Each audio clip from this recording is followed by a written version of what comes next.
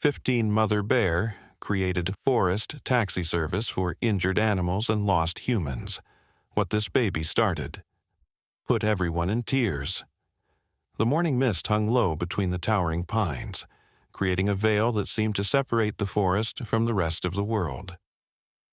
Ethan Marshall adjusted the strap of his camera bag, feeling the familiar weight against his shoulder as he stepped off the well-worn hiking trail and into the untamed wilderness beyond. He had been photographing nature for 15 years, but something about this particular stretch of forest had been calling to him for weeks. Maybe it was the way the light filtered through the canopy at dawn, or perhaps it was the unusual quietness that seemed to blanket this area. A quietness that felt more like anticipation than absence. His boots crunched softly on the carpet of pine needles as he moved deeper into the woods, each step taking him further from the world he knew and closer to something he couldn't quite name yet. The first thing that caught his attention wasn't visual but auditory, or rather, the lack of it. The usual forest sounds, the chirping of birds, the rustling of small creatures in the underbrush seemed muted here, replaced by a gentle whisper of wind through the branches that sounded almost like breathing. Ethan paused, lifting his camera to capture the way the morning light created golden pillars between the trees, but as he focused his lens, something else came into view. There, about 20 feet ahead, was a path he hadn't noticed before. It wasn't a human-made trail, that much was certain, but it also didn't look entirely natural. The ferns along this route were bent in a uniform direction, creating what looked like a soft green carpet leading deeper into the forest. The arrangement was too deliberate, too careful to be the result of random animal movement or weather patterns. Following his photographer's instinct for the unusual, Ethan decided to follow this strange path. As he walked, he noticed more oddities that made him question everything he thought he knew about forest ecosystems. Small piles of soft moss had been gathered and placed at regular intervals along the path, almost like rest stops.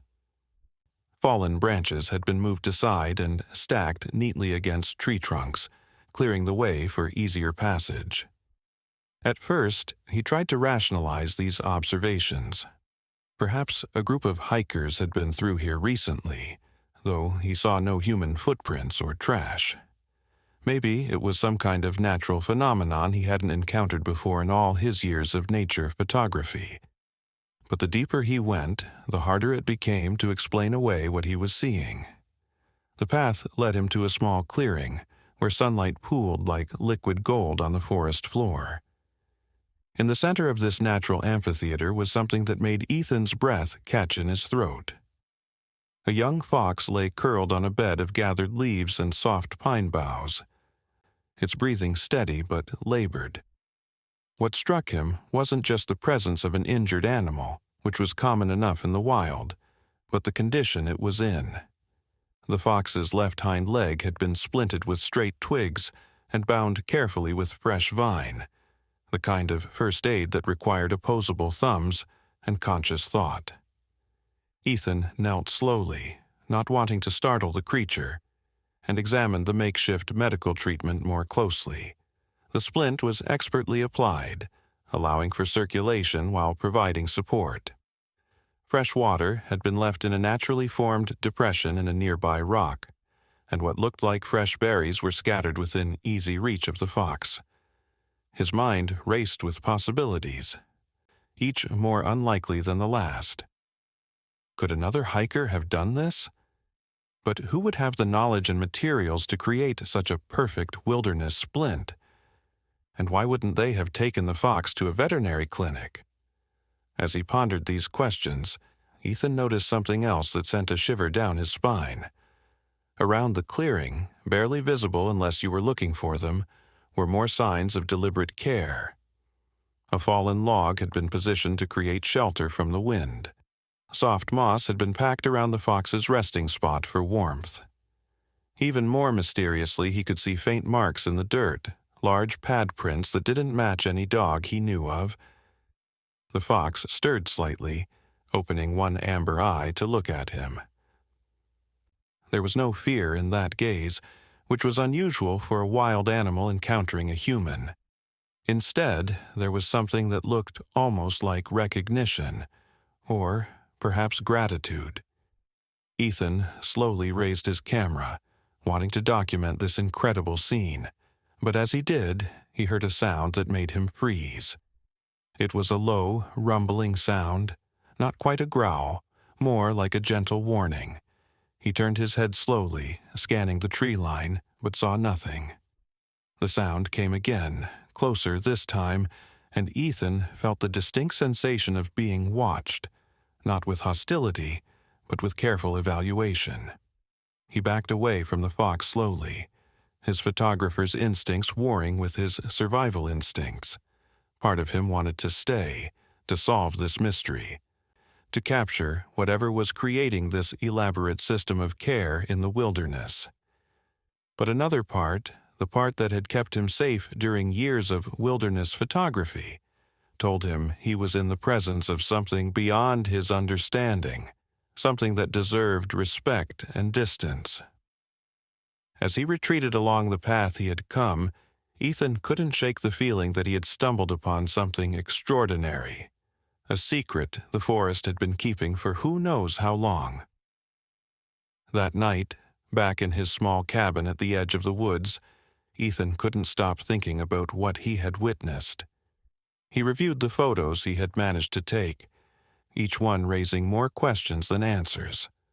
The precision of the fox's splint, the deliberate arrangement of the clearing, the sense of being watched by something intelligent and purposeful, it all pointed to something that challenged everything he thought he knew about animal behavior. He found himself sketching out a map of the area, marking where he had found the path, the clearing, and the injured fox. As he worked, a plan began to form in his mind. He would return, but this time he would be better prepared. He would bring camping equipment, more camera gear, and most importantly, patience. Whatever was happening in that forest, he was determined to understand it. The next morning came with a light rain that turned the forest into a symphony of dripping water and rustling leaves. Ethan packed his gear methodically, including a small tent, enough food for several days, and his best telephoto lens. He also brought a journal, sensing that what he might discover would require more than just photographs to properly document. As he made his way back to the mysterious path, he noticed that the rain had washed away some of the surface details, but the underlying structure remained. The bent ferns still pointed the way, and the cleared areas were still visible. It was as if the forest itself was maintaining these pathways, keeping them functional despite the weather. This time, instead of following the path to the clearing, Ethan chose a spot about 50 yards away where he could set up an observation post. He found a cluster of thick bushes that would provide cover while still giving him a clear view of the area. As he settled in with his camera and binoculars, he couldn't help but feel like he was about to witness something that would change his understanding of the natural world forever. The hours passed slowly at first, marked only by the gradual movement of shadows as the sun traced its path across the sky. He watched squirrels gathering nuts, birds flitting between branches, all the normal forest activities that he had photographed countless times before. But there was something different about the way these creatures moved through this particular area, a sense of purpose and coordination that seemed almost orchestrated. As afternoon gave way to evening, the forest began to transform.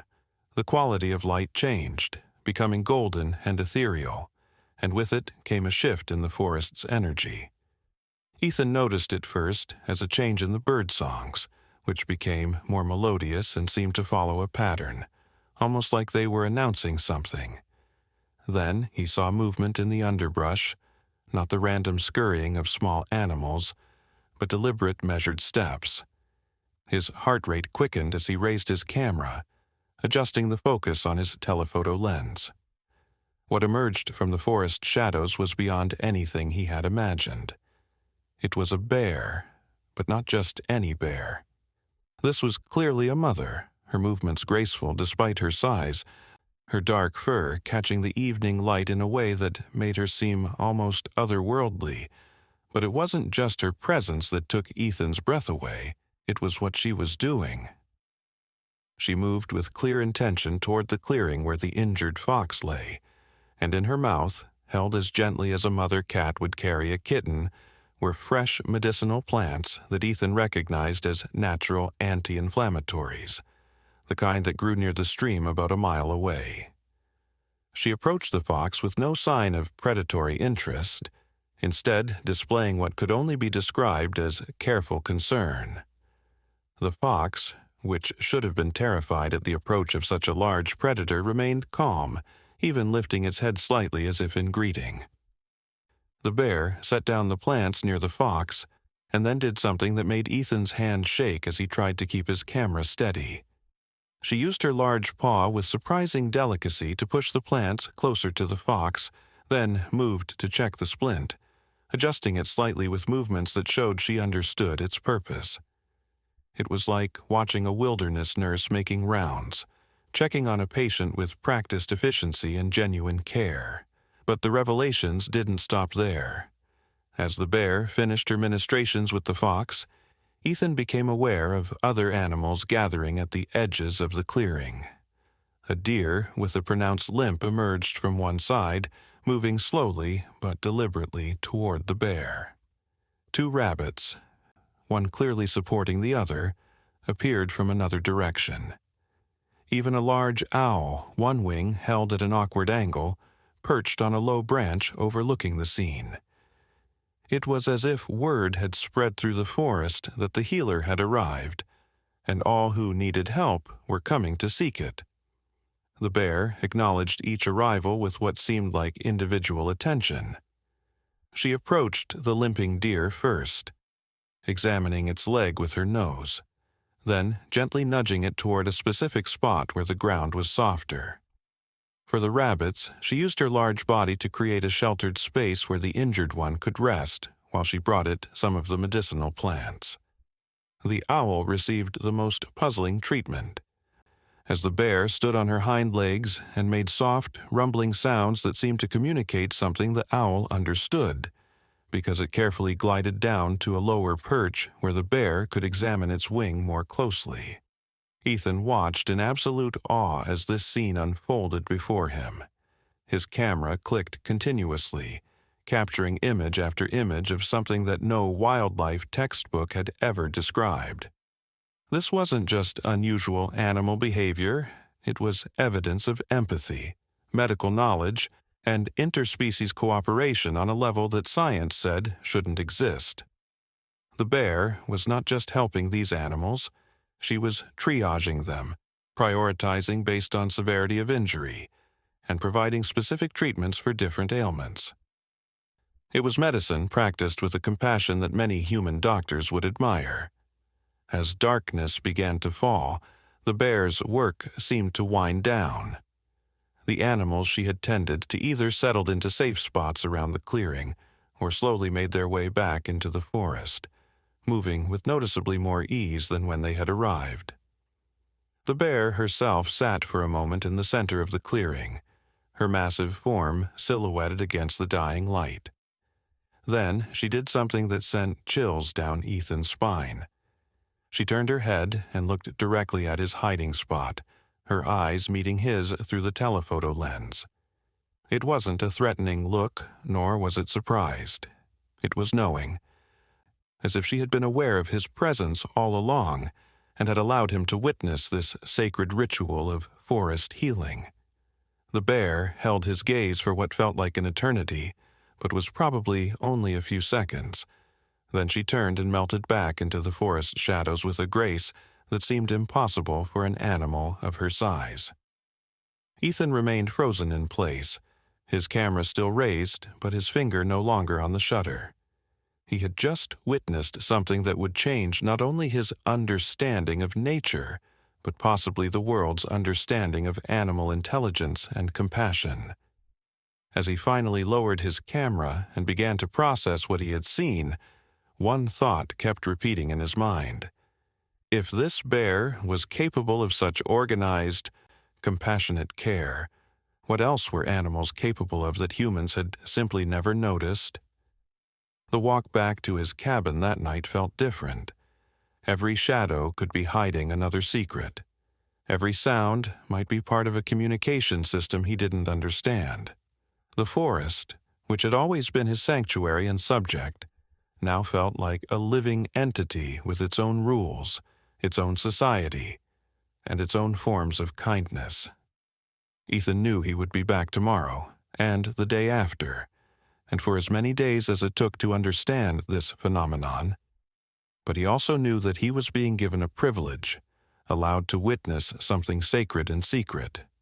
The bear had looked at him and chosen not to flee or attack, but to continue her work, as if granting him permission to be a witness to this miracle.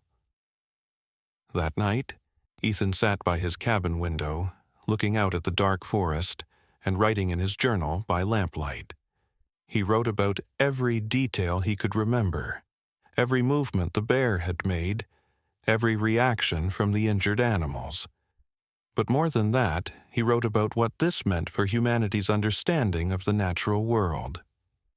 If a bear could practice medicine, if forest animals could organize a system of mutual aid, then perhaps the line between human and animal intelligence wasn't as clear as people believed. Perhaps compassion and empathy were not unique human traits, but fundamental aspects of life itself, expressed in ways humans had been too arrogant or blind to see. As he wrote, Ethan thought about all the people who would want to know about this discovery. Scientists would want to study it, journalists would want to report it, and tourists would want to see it. But something held him back from immediately sharing what he had found. This wasn't just a scientific discovery, it was a trust that had been extended to him. The bear had allowed him to witness her work, and with that allowance came a responsibility. How could he share this knowledge in a way that would protect the forest and its inhabitants while still revealing this incredible truth to the world? It was a question that would keep him awake for many nights to come. The following days blended into a routine of observation and wonder. Ethan established a more permanent observation post, carefully camouflaged and positioned to minimize his impact on the forest's natural rhythms. Each day brought new revelations. He observed the bear creating what could only be described as forest pharmacies, gathering specific plants and storing them in hollow trees for later use.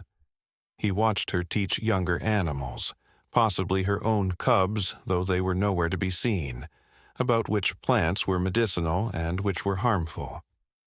Most incredibly, he documented what appeared to be a communication system between the bear and other animals, a series of sounds and gestures that conveyed complex information about injuries, treatments, and safe paths through the forest. One particularly misty morning, Ethan witnessed something that added another layer to the mystery. A young raccoon arrived at the clearing, but it wasn't injured. Instead, it carried in its mouth a small bundle of rare mushrooms, the kind that grew only in the deepest, darkest parts of the forest. The raccoon left the mushrooms in the clearing and departed quickly. Later, when the bear arrived, she examined the mushrooms carefully, then added them to one of her medicine stores. It was payment, Ethan realized with a start. The animals weren't just receiving care, they were contributing to the system, bringing rare or useful items that the bear could use to help others. It was an economy of care, a social system based not on competition but on mutual aid. As the days turned into weeks, Ethan's documentation grew more comprehensive. He mapped the network of paths that all seemed to center on the bear's clearing. He cataloged the different injuries and ailments the bear treated and the various remedies she employed. He even began to recognize individual animals who returned regularly, some for continued treatment, others apparently just to check in. There was the three-legged fox who had learned to move with remarkable agility, the one-eyed owl who had developed enhanced hearing to compensate, and the elderly deer who seemed to serve as a sort of assistant to the bear, helping to guide other injured animals to the clearing. But perhaps the most remarkable pattern Ethan observed was the bear's treatment schedule. She didn't appear randomly, but seemed to follow a routine that the forest animals had learned. Mornings were for checking on recovering patients, afternoons for gathering medicinal supplies, and evenings for treating new arrivals. On certain nights, when the moon was full, she would lead groups of recovered animals on what looked like gentle rehabilitation walks, helping them regain strength and confidence. It was health care with a patience and dedication that put many human systems to shame. One afternoon, something happened that would change the course of Ethan's documentation forever. He was adjusting his camera position when he heard human voices in the distance. His first instinct was to warn them away, to protect the secret of the clearing.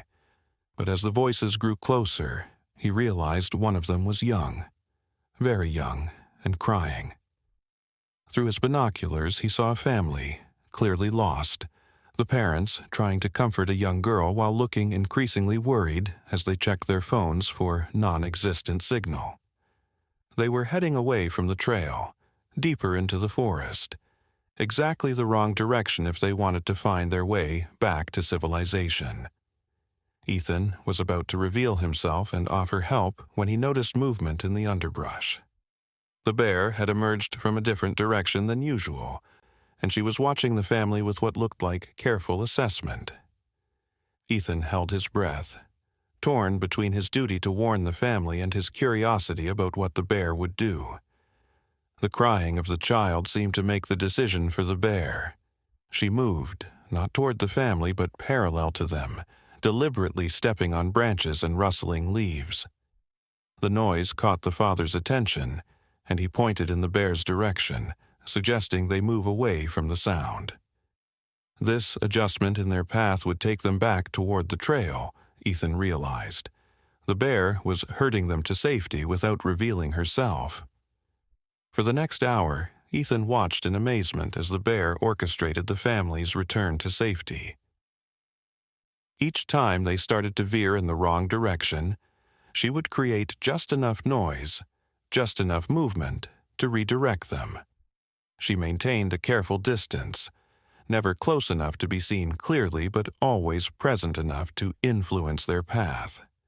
It was navigation by misdirection, using the human's natural fear of large animals to guide them to safety.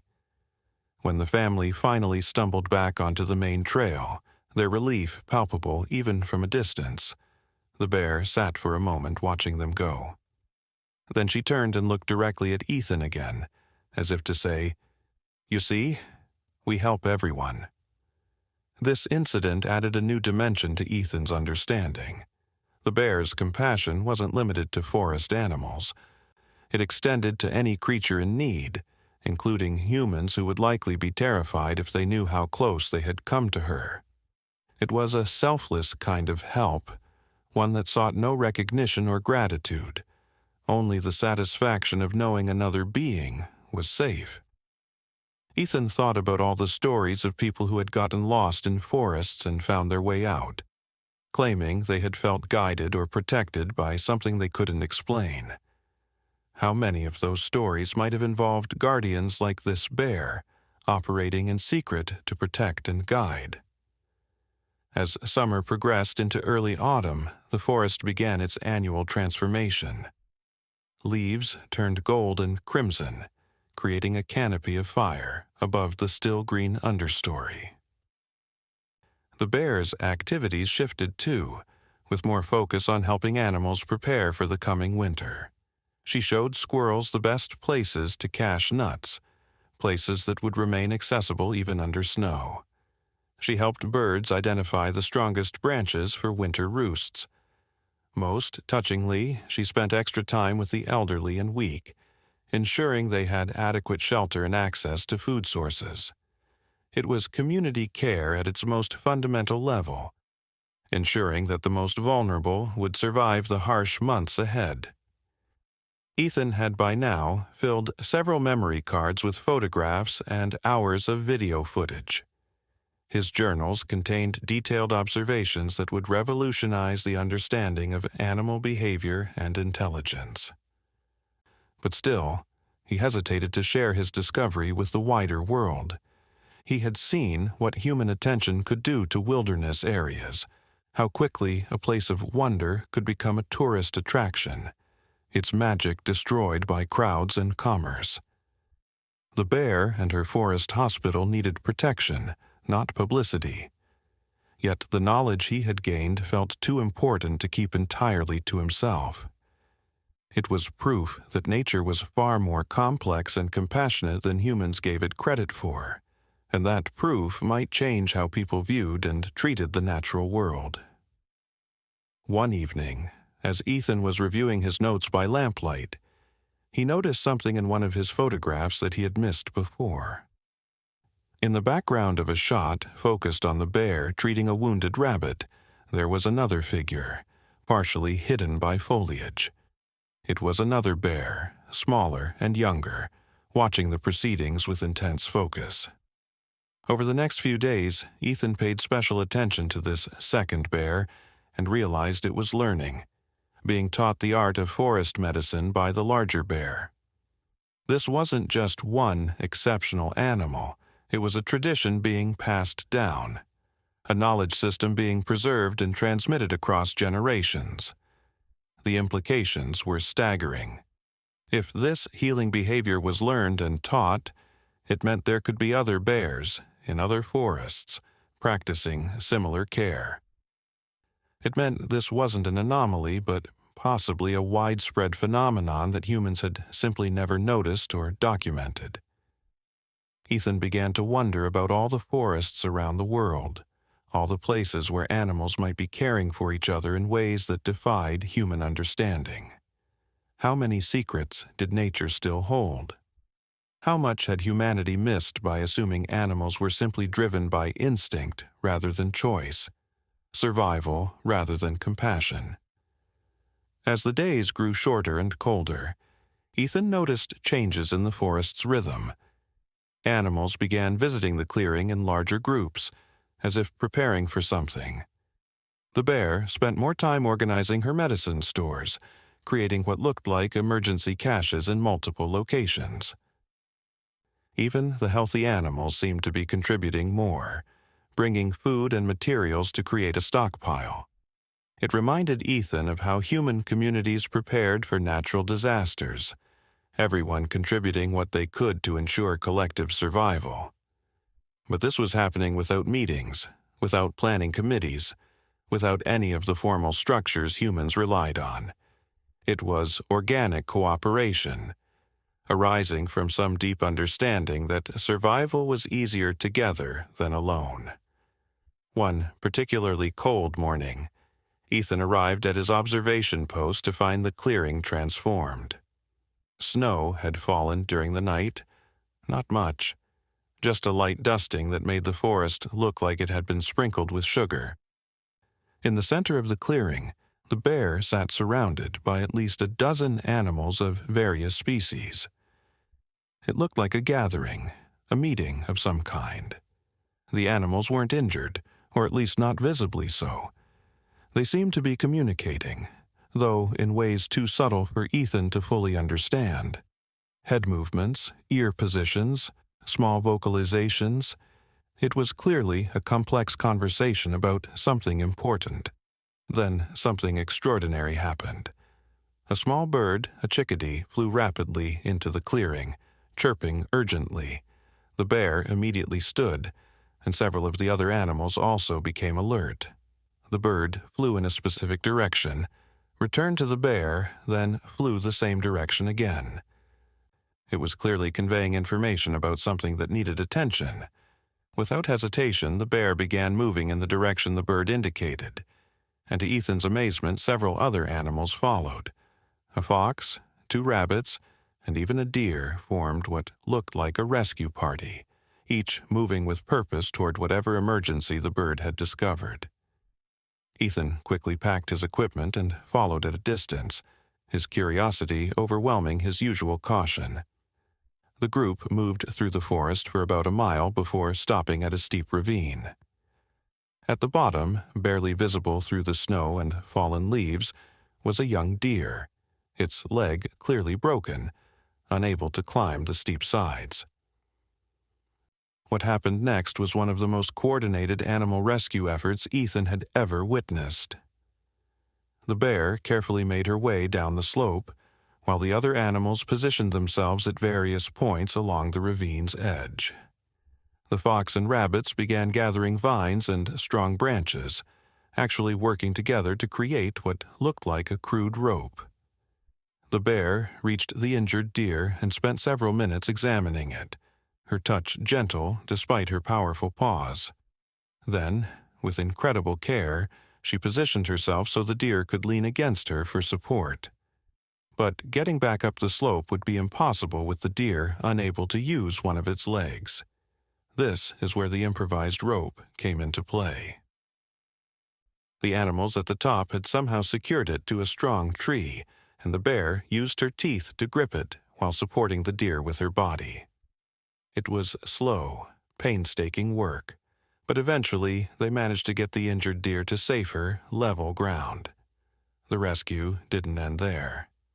The bear immediately began creating a splint for the deer's leg, using techniques Ethan had now seen multiple times, but which still amazed him. The other animals helped by bringing materials, moss for padding, straight branches for support, vines for binding.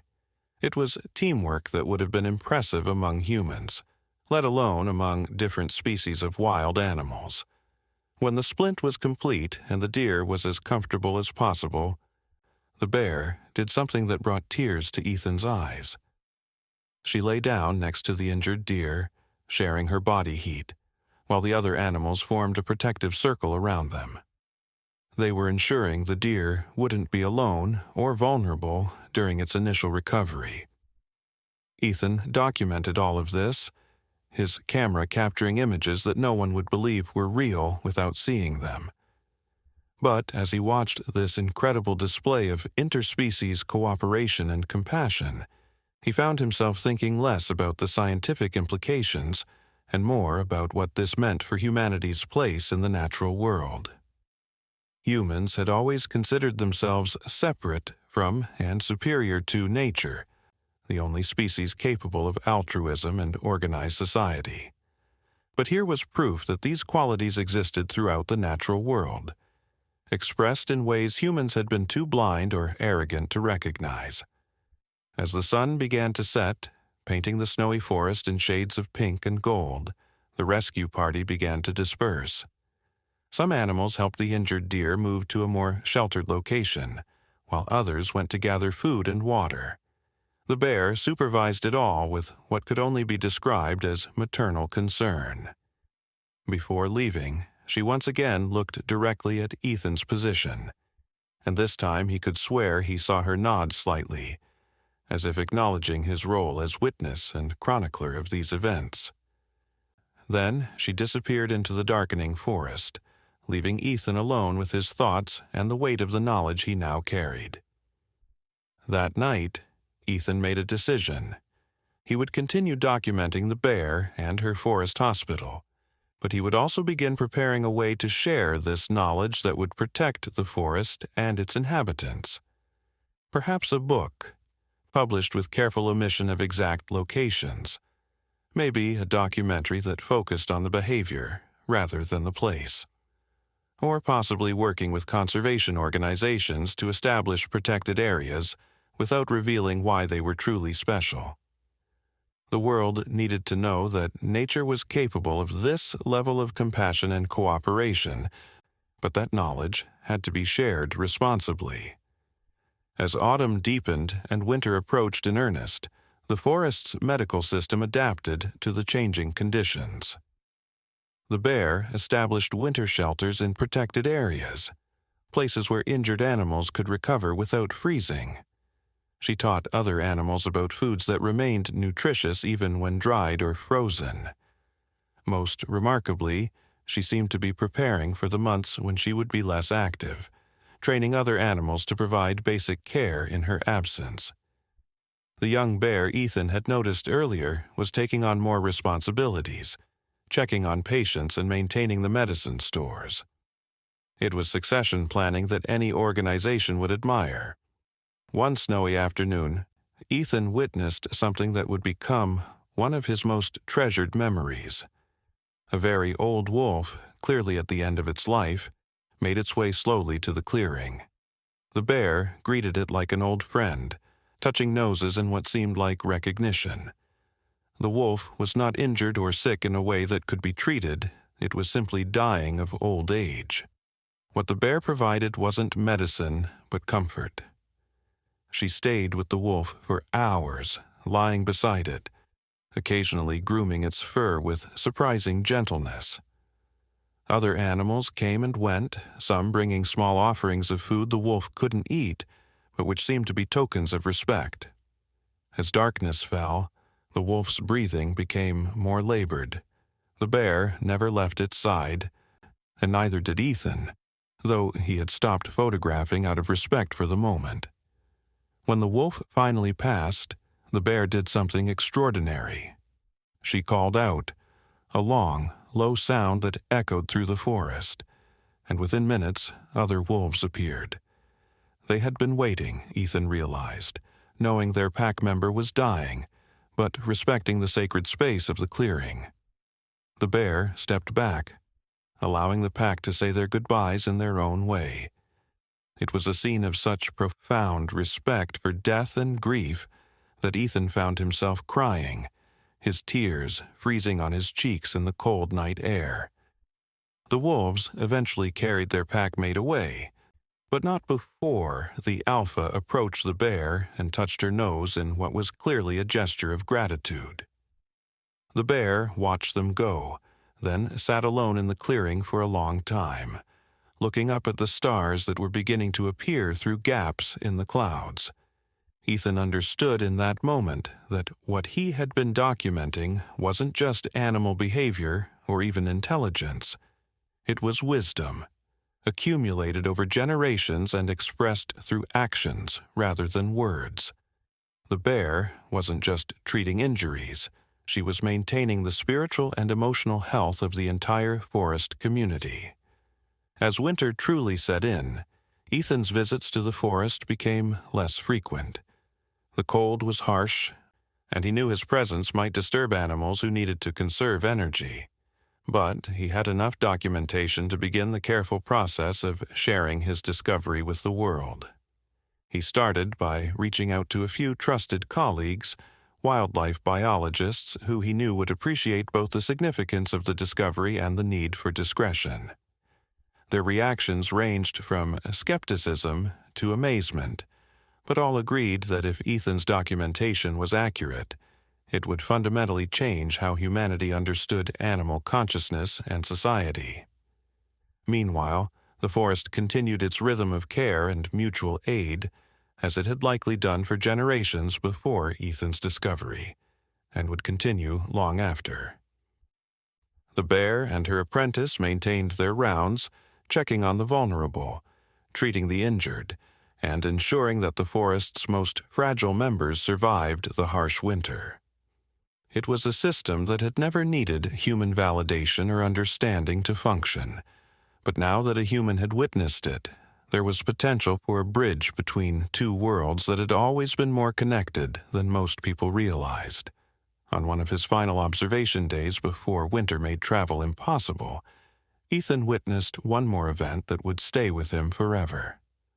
A human child, no more than 6 or 7 years old, had somehow wandered into the forest alone.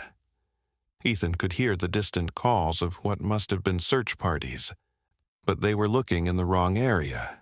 The child, a little girl with dark hair and a bright red coat, was walking deeper into the forest, clearly lost and beginning to panic. Ethan was about to abandon his hide and help when he saw the bear emerge from the tree line, The girl saw the bear at the same moment and froze, her eyes wide with a mixture of fear and fascination. But the bear's approach was so gentle, so obviously non-threatening, that the child's fear quickly gave way to curiosity. The bear sat down a few feet from the girl, making herself smaller, less intimidating. Then she did something that took Ethan's breath away.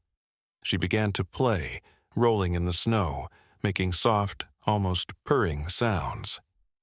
The girl, with the fearlessness that only young children possess, laughed and approached the bear, actually reaching out to touch her fur. What followed was one of the most magical interactions Ethan had ever witnessed. The bear, with infinite patience and gentleness, began to lead the girl back toward civilization. But she did it as a game, walking a few steps, looking back to make sure the girl was following, occasionally rolling in the snow to keep the child engaged and unafraid. It took nearly 2 hours, but eventually the bear led the girl to within sight of the search parties. Then, before the adults could see her, the bear gently nudged the girl toward the rescuers and melted back into the forest. The girl would tell a story of a friendly bear that no adult would believe, dismissing it as imagination or trauma-induced fantasy. But Ethan had documented it all, proof that the bear's compassion extended even to human children who would grow up to potentially threaten her forest. It was forgiveness and hope embodied in a single act of kindness, a statement that care and compassion were stronger than fear and division. As Ethan watched the reunion between the girl and her frantically relieved parents, he thought about all the children's stories about helpful animals, all the fairy tales dismissed as fantasy. How many of them might have been based on real encounters like this one, moments when the veil between the human and animal worlds grew thin enough for magic to slip through. Part 2. The story of the little girl's rescue would have been remarkable enough, but it was only the beginning of a series of events that would reveal the true extent of the forest's secret network of care. 3 weeks after that incident, Ethan had established a more sophisticated observation system, including motion-activated cameras at key points along the forest paths. What these cameras revealed was beyond anything he had imagined. The bear he had been following was not working alone, but was part of a larger network that included multiple bears, each with their own territory, but all connected through what appeared to be a communication system that spanned miles of forest. It was Lily Morgan who would become the key to understanding this larger mystery. Lily was 8 years old, with curious green eyes and an adventurous spirit that often worried her parents, Michael and Jessica Hayes, who had brought her along on their annual camping trip to the forest. They had chosen this particular forest because of its reputation for being safe and family-friendly, unaware that this safety was actively maintained by its non-human inhabitants. On a warm afternoon in early spring, while her parents were setting up camp, Lily had wandered off, following a butterfly that seemed to dance just out of reach, leading her deeper and deeper into the woods. The butterfly, with wings of orange and black that caught the sunlight like stained glass, fluttered from flower to flower, always staying just close enough to keep Lily interested, but far enough to keep her moving forward. She didn't notice when the sounds of the campground faded away, replaced by the deeper, older sounds of the true forest. She didn't realize that the path she was following wasn't random, but had been worn smooth by countless paws over many seasons. All she knew was that the butterfly was beautiful, and that the forest around her was full of wonders she had never seen before. When the butterfly finally disappeared into the canopy above, Lily looked around and realized she had no idea where she was. The trees here were taller than any near the campground, their trunks so wide she couldn't wrap her arms around them. The undergrowth was thick with ferns that came up to her waist, and strange flowers she had never seen before bloomed in the filtered sunlight. For a moment, panic threatened to overwhelm her. She called out for her parents, but her voice seemed small and lost among the massive trees. She tried to retrace her steps, but every direction looked the same, an endless maze of green and brown. As the sun began to sink lower in the sky, casting long shadows that made the forest seem even more mysterious, Lily sat down on a fallen log and began to cry. She was lost, alone and scared, though not as scared as she might have been. There was something about this forest that felt safe, even in her fear. The air was warm and smelled of pine and earth, and birds still sang in the branches above. It was as if the forest itself was trying to comfort her, though she didn't know how to interpret its language. That's when she heard it, a sound that should have terrified her but somehow didn't. It was breathing, deep and rhythmic, coming from behind a cluster of large ferns. Lily wiped her tears and peered through the green fronds, her heart pounding but her curiosity stronger than her fear. What she saw made her gasp, not in terror, but in wonder. It was a bear, larger than any animal she had ever seen outside of a zoo, with fur so dark it seemed to absorb the fading light. But the bear's eyes, when they met Lily's, were gentle and intelligent, holding none of the wildness she might have expected. The bear sat perfectly still, as if understanding that any sudden movement might frighten the child. They regarded each other for what felt like a very long time, but was probably only a few seconds. Then the bear did something that would have seemed impossible if Lily hadn't seen it with her own eyes. It lowered its massive head in what looked like a bow, then slowly stood and took a few steps backward, inviting Lily to follow. There was something in the bear's manner, a patience and kindness that transcended the barrier between species, that made Lily trust it instinctively.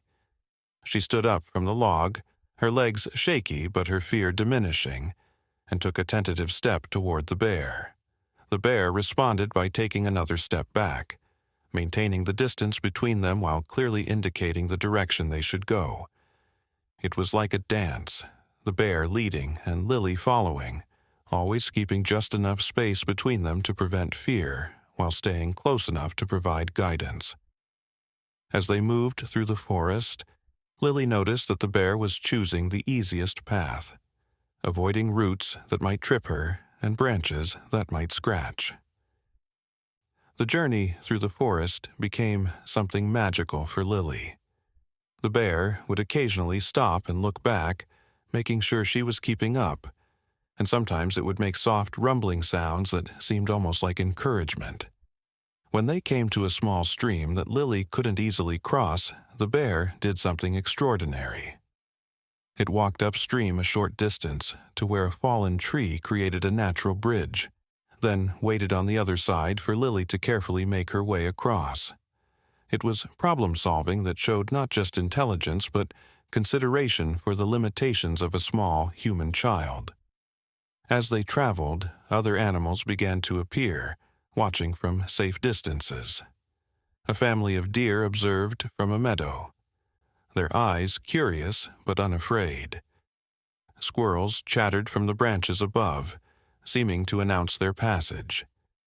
Even a fox appeared briefly, trotting alongside them for a few moments before disappearing back into the underbrush. It was as if the entire forest knew what was happening and approved, creating a corridor of safety for the lost child and her unlikely guide. When they came to a particularly steep hill that Lily struggled to climb, the bear did something that would stay with her for the rest of her life. It stopped and lowered itself to the ground, looking back at her with those intelligent eyes. At first, Lily didn't understand, but then the bear patted the ground beside itself with one large paw, an unmistakable invitation. With the fearlessness that only children possess, Lily approached and carefully climbed onto the bear's broad back, her small hands gripping the thick fur. The bear stood slowly, giving her time to adjust, then began climbing the hill with Lily riding on its back like something out of a fairy tale. The sensation of riding on the bear was unlike anything Lily had ever experienced.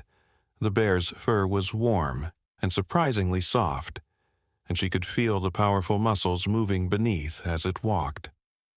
But more than the physical sensation, there was an emotional connection, a sense of being protected and cared for by this magnificent creature. The bear was careful with every step, avoiding sudden movements that might unseat its small passenger.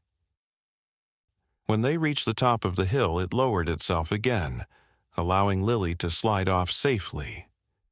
From the hilltop, Lily could see smoke from campfires in the distance, and she realized the bear had brought her back toward the camping area. But the journey wasn't over yet. As they descended the other side of the hill, the forest began to thin, and Lily could hear something that made her heart leap, voices calling her name. Her parents were looking for her, along with what sounded like many other people. The bear heard them too and stopped, seeming to consider the situation. What happened next showed a level of understanding that went beyond simple animal intelligence. The bear led Lily to a small clearing where she would be easily visible, then gently nudged her forward with its nose. When Lily turned to look back, the bear was already retreating into the shadows of the trees. But just before it disappeared completely, it turned and looked at her one more time, and Lily could swear she saw it nod, as if saying goodbye and wishing her well.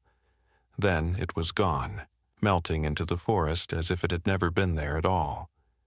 When the search party found Lily moments later, she was standing in the clearing, unharmed, but clearly having had an adventure. Her parents rushed to her, tears of relief streaming down their faces as they held her tight. The other searchers gathered around, all asking questions at once about where she had been and how she had found her way back. Lily tried to tell them about the bear, about how it had helped her, and even carried her on its back, but the adults exchanged those knowing looks that children recognize as disbelief. They assumed she was in shock, that her imagination had created a friendly bear to cope with the trauma of being lost. Only one person in the search party seemed to take her story seriously. It was an older ranger named Connor Adams, who had worked in these forests for 30 years. While the others were celebrating Lily's safe return, Connor knelt down beside her and asked her to describe the bear in detail. When she mentioned the bear's gentle eyes and the way it had found the fallen tree bridge, Connor's expression changed from skepticism to something like recognition. He had heard stories like this before, whispered tales from other lost hikers who claimed to have been guided to safety by animals that seemed too intelligent to be real. That night, as Lily lay in her sleeping bag with her parents on either side of her, she thought about the bear and the magical journey through the forest. She knew the adults didn't believe her, but that didn't matter. She knew what had happened was real, and more importantly, she knew the forest was not a scary place, but a community where even humans could find help if they needed it. As she drifted off to sleep, she could almost hear the bear's gentle rumbling sounds, like a lullaby from the wild. Meanwhile, Ethan had captured much of Lily's journey on his cameras. He had been monitoring the bear's movements when he noticed it deviating from its usual patterns, moving with the kind of purpose that suggested an emergency. He had followed at a distance, documenting what would become some of the most important footage of his research.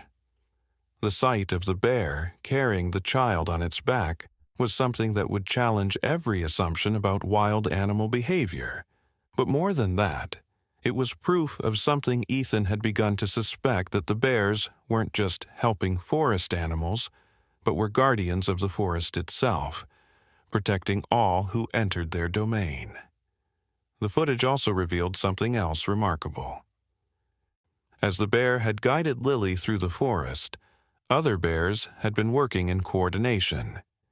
Ethan's cameras showed at least 2 other bears positioning themselves at key points, ready to take over if something went wrong. They had been tracking the search parties too, ensuring that Lily would be delivered to a place where she would be quickly found. It was a level of coordination and planning that suggested not just intelligence but a sophisticated understanding of human behavior and needs. In the days following Lily's rescue, Ethan noticed increased activity in the forest. The bears seemed to be communicating more frequently, with various animals serving as messengers between different parts of the forest.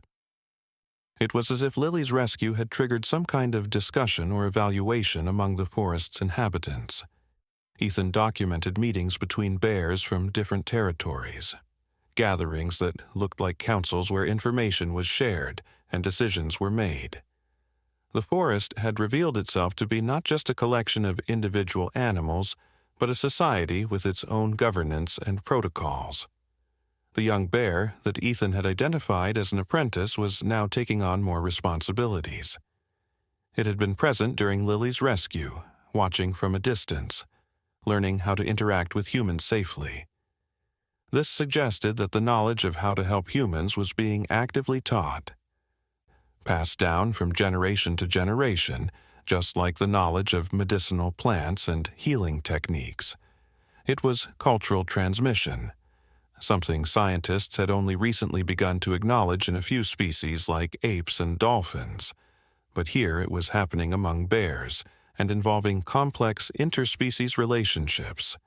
Connor Adams, the ranger who had believed Lily's story, began his own investigation. He had always noticed odd patterns in the forest, lost hikers who found their way out against all odds, injured animals that seemed to recover faster than they should, areas of the forest that remained pristine despite heavy tourist traffic in nearby regions. He started documenting these anomalies, creating a map of incidents that, when viewed together, suggested an invisible hand guiding and protecting both the forest and its visitors. Connor reached out to other rangers in different forests, and to his amazement, many had similar stories. There were reports from forests across the continent of unexplained animal behavior, of bears and other large predators acting in ways that defied conventional understanding. Some rangers had dismissed these reports as coincidence or misinterpretation, but others, like Connor, had begun to suspect there was something more going on. They formed an informal network, sharing observations and theories, trying to understand what they were witnessing without disturbing it. One of the most intriguing reports came from a forest 500 miles away, where a ranger named Savannah Reed had documented what appeared to be a bear, teaching a group of younger bears about medicinal plants. She had photographs of bears carefully selecting specific plants and demonstrating their use to the younger generation.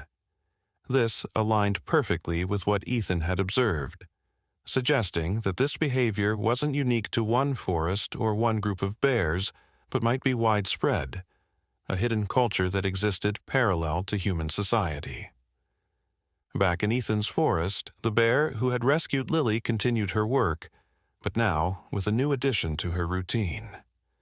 She began creating what Ethan could only describe as emergency stations along the paths most commonly used by human hikers. These were subtle modifications to the environment: fallen logs positioned to provide shelter, edible berries transplanted to easily accessible locations, even clear paths marked in ways that would guide lost humans back to safety. It was infrastructure designed to help humans without them ever knowing it existed. The bear also seemed to be teaching other animals about human behavior and needs. Ethan observed sessions where the bear would demonstrate how to recognize signs of human distress, how to guide without frightening, how to distinguish between humans who were truly lost and those who were simply exploring. It was like a wilderness first aid course, but the students were foxes, deer, and even birds, all learning how to be part of this secret rescue network. One particularly fascinating development was the role of birds in the system. Ethan noticed that certain birds, particularly ravens and jays, seemed to serve as scouts and messengers. They would fly over the forest, identifying humans in distress or animals in need of help, then report back to the bears. The communication between birds and bears was complex, involving not just calls but also body language, and even the dropping of small objects like pine cones in specific patterns. It was a language that Ethan was only beginning to decipher, but its existence was undeniable. The emotional impact of these discoveries weighed heavily on Ethan. He was documenting something that could revolutionize humanity's understanding of nature, but he was also acutely aware of the responsibility that came with this knowledge. The forest's system worked because it was secret, because humans didn't interfere with it. If word got out about bears that could practice medicine and rescue lost children, the forest would be overrun with tourists, scientists, and media. The very thing that made it special would be destroyed. He began working on a book, but it was unlike any nature book ever written. Instead of revealing locations or providing guides for finding these remarkable bears, it focused on the behaviors and the implications.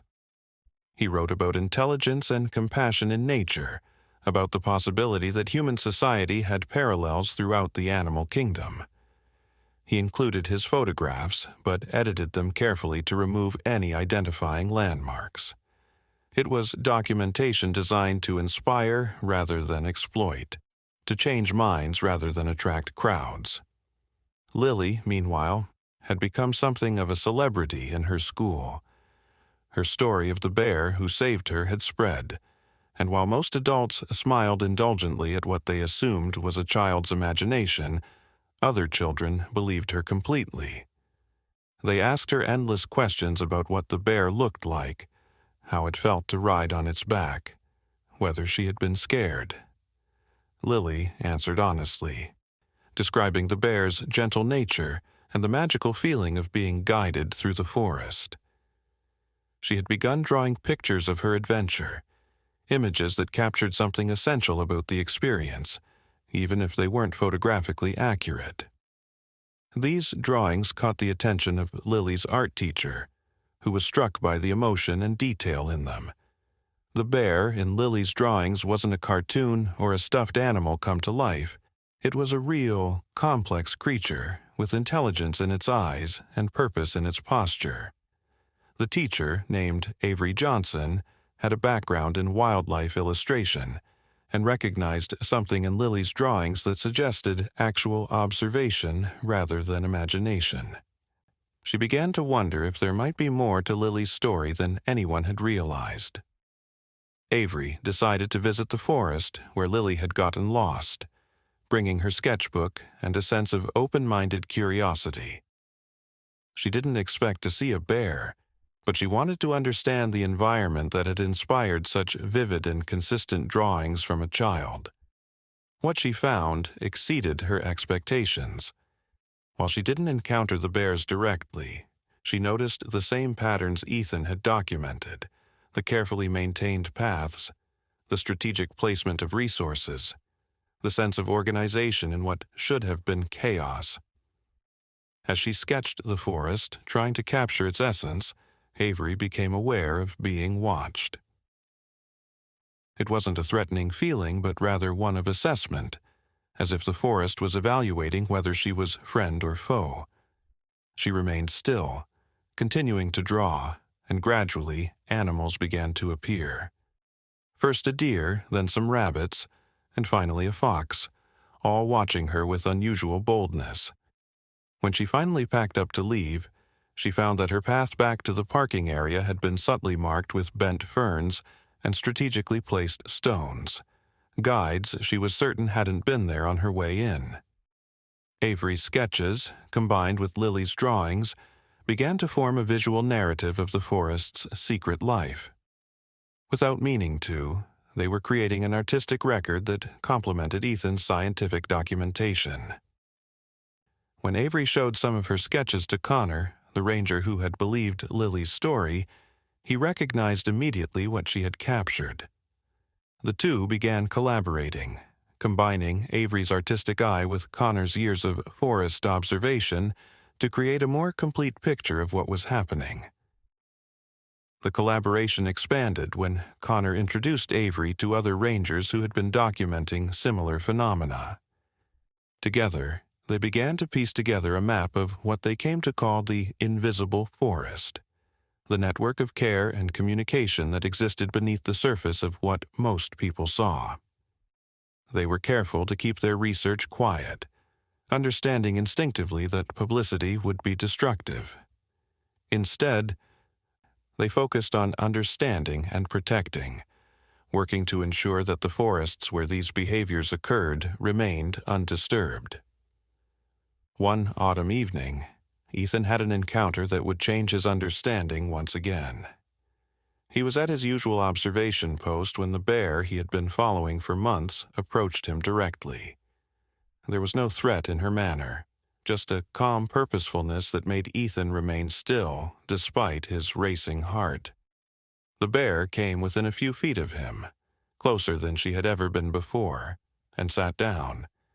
They looked at each other for a long moment, two intelligent beings acknowledging each other across the divide of species. Then the bear did something extraordinary. She reached out with one paw and gently touched Ethan's camera, not aggressively but with what seemed like curiosity. She sniffed at it, then looked at Ethan again, and he suddenly understood. She knew what he had been doing, had known all along that he was documenting her work. And more than that, she seemed to be giving him permission, acknowledging his role as chronicler of something that needed to be remembered, even if it couldn't be widely shared. The bear stood and began to walk away, but she looked back at Ethan and made a soft rumbling sound that he had learned meant follow. Against every rule of wildlife observation, Ethan stood and followed the bear deeper into the forest. She led him to a place he had never seen before, a grove of ancient trees surrounding a clear pool of water. Around the pool were gathered several bears, including young cubs, all engaged in what looked like a teaching session. An older bear was demonstrating something with plants while the others watched attentively. Ethan realized he was being shown the heart of the forest's educational system, the place where knowledge was passed from generation to generation. He was being trusted with the deepest secret of the forest, and he understood the weight of that trust. He didn't take photographs, sensing that this was too sacred for documentation. Instead, he simply watched and learned, understanding that he was witnessing something that might be as old as the forest itself, a tradition of care and wisdom that had survived despite humanity's encroachment. As winter approached once again, the forest's rhythm shifted to preparation and preservation. The bears cached medicines and food, prepared shelters, and checked on all the vulnerable members of their community. Ethan documented what he could while respecting the boundaries he now understood.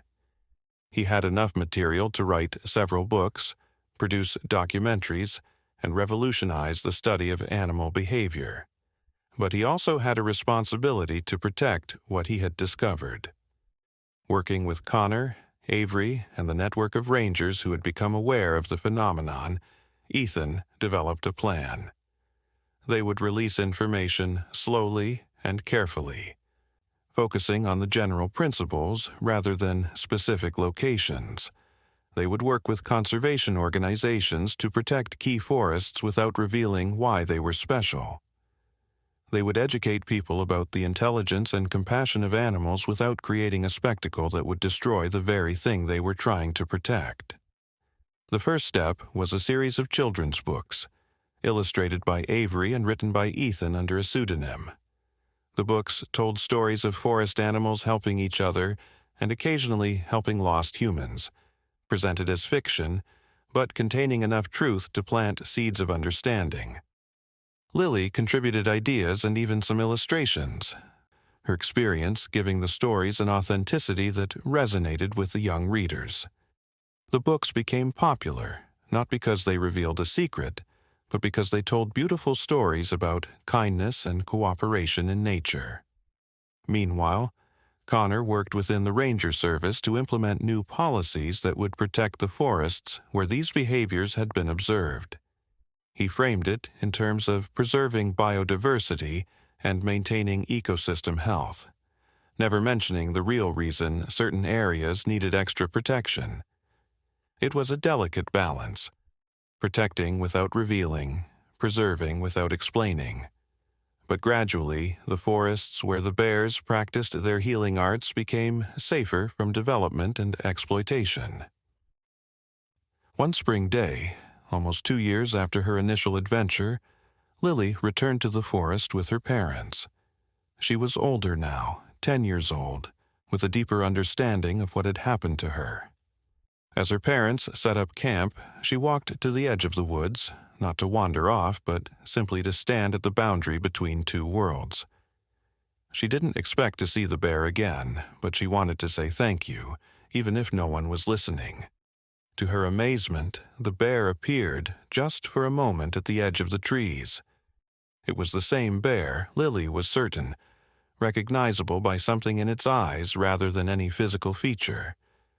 They looked at each other across the space of 2 years and countless changes, and Lily raised her hand in a small wave. The bear dipped its head in what looked like acknowledgement, then turned and disappeared back into the forest. Lily understood that this was goodbye, that she was old enough now to not need the forest's protection in the same way. But she also understood that the connection would always be there, a bridge between worlds that had been built by kindness. As Lily walked back to the campsite, she thought about the secret she carried and the responsibility that came with it. She would grow up knowing something most people didn't, that the world was full of intelligence and compassion in unexpected places, that humans were not alone in their capacity for care and community. It was a knowledge that would shape her life, leading her eventually to become a wildlife biologist herself, dedicating her career to understanding and protecting the secret networks of nature. Ethan's book, when it was finally published, was titled The Hidden Forest: Intelligence and Compassion in Nature. It presented his discoveries in a way that inspired wonder without providing a roadmap for exploitation.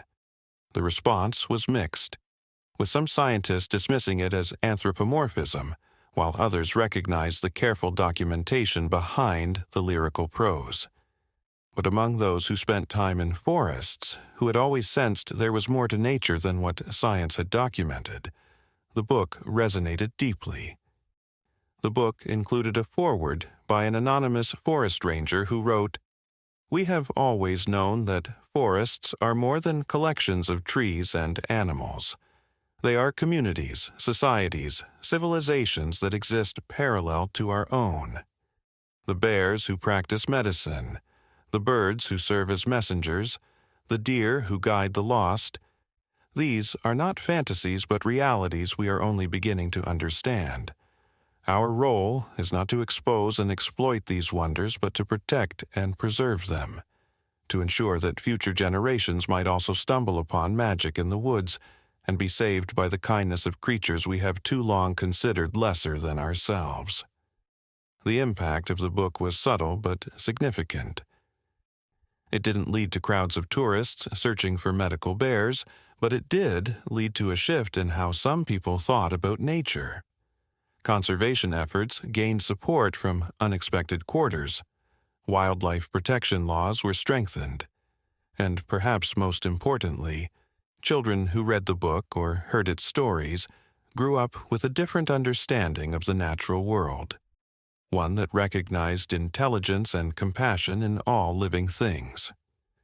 The bears, meanwhile, continued their work. Unaffected by the human discussion of their abilities, they treated injured animals, guided lost humans, and taught their young the ancient arts of forest medicine. They adapted to changing conditions, incorporating new challenges like climate change and habitat loss into their calculations.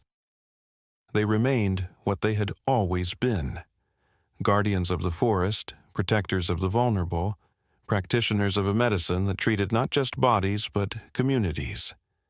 As the years passed, the network of humans who knew the truth grew slowly. Rangers, researchers, artists, and writers, all connected by their shared knowledge and their commitment to protection rather than exploitation. They became, in their own way, part of the forest's network of care, working to preserve the conditions that allowed the bears and other animals to continue their remarkable work. It was a partnership that neither side fully acknowledged, but both understood, a recognition that humans and animals could coexist in ways that benefited everyone. The story of Lily and the bear became a legend in the local community, told and retold with various embellishments and interpretations. Some versions had the bear speaking to Lily in human language. Others had Lily discovering a whole city of animals in the forest. But at the heart of every version was the same truth, that kindness existed in nature, that help could come from unexpected sources, and that the forest was not a place to fear, but a community to respect and protect. Lily herself, as she grew older, became a bridge between the human and natural worlds. She studied biology and ecology, but she also studied indigenous traditions that had long recognized the intelligence and spirit of animals. She learned that many cultures had stories similar to hers, tales of animals who helped humans, of forests that were alive with consciousness and compassion. She realized that what Ethan had documented, what she had experienced, was not new but ancient, a truth that modern society had forgotten but which had never actually disappeared. In her work as an adult, Lily focused on what she called compassionate conservation, protecting ecosystems not just for their biological value, but for their cultural and spiritual significance. She never explicitly revealed what she knew about the bears, but her work was informed by that knowledge.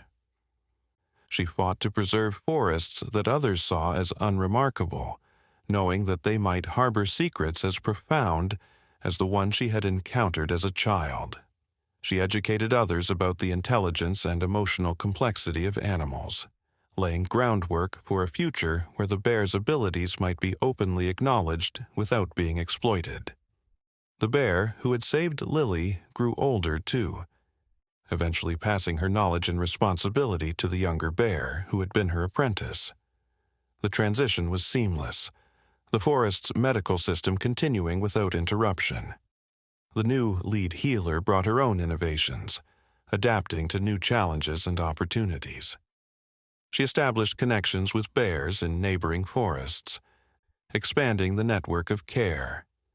She developed new techniques for treating injuries caused by human activity, from vehicle strikes to pollution-related illnesses. This expansion of the network revealed something remarkable. The phenomenon was not isolated but widespread. Across the continent, perhaps across the world, animals were organizing systems of mutual aid that humans had never noticed. Bears were just one part of it. Wolves had their own support systems for elderly and injured pack members. Elephants were known to help other species at waterholes during droughts. Dolphins had been documented supporting injured humans and other animals in the ocean. What had seemed like isolated incidents of altruism were actually part of a global network of compassion that transcended species boundaries. Ethan, now older and recognized as a pioneer in the field of animal cognition studies, continued his documentation but with a broader perspective. He was no longer focused on just the bears, but on the entire system of interspecies cooperation. He collaborated with researchers around the world, carefully building a body of evidence that would eventually make it impossible to deny the intelligence and compassion of animals. But he remained committed to protection over publicity, ensuring that every revelation was accompanied by safeguards to prevent exploitation. The forest where it all began remained protected, designated as a research area with strictly limited access. The bears continued their work there, undisturbed by the knowledge that humans were aware of their abilities. Occasionally, a lost hiker would emerge with a story of being guided to safety by a bear, but these stories were generally dismissed as hallucinations or misidentifications. The secret remained safe, protected by the disbelief of those who couldn't imagine animals being capable of such organized compassion. As climate change began to affect the forest more severely, the bears' medical knowledge became even more crucial. They helped animals adapt to changing food sources, treated new diseases that emerged with warming temperatures, and guided migrations to more suitable habitats. Their work evolved from individual medical care to ecosystem management, maintaining the health of the entire forest community in the face of unprecedented challenges. It was adaptation and resilience demonstrated not through competition but through cooperation. The younger generation of humans who had grown up with Ethan's books and Lily's stories had a different relationship with nature. They entered forests with respect rather than dominance, wonder rather than fear. Some of them had their own encounters with the forest's hidden helpers, experiences that reinforced their belief in the intelligence and compassion of animals.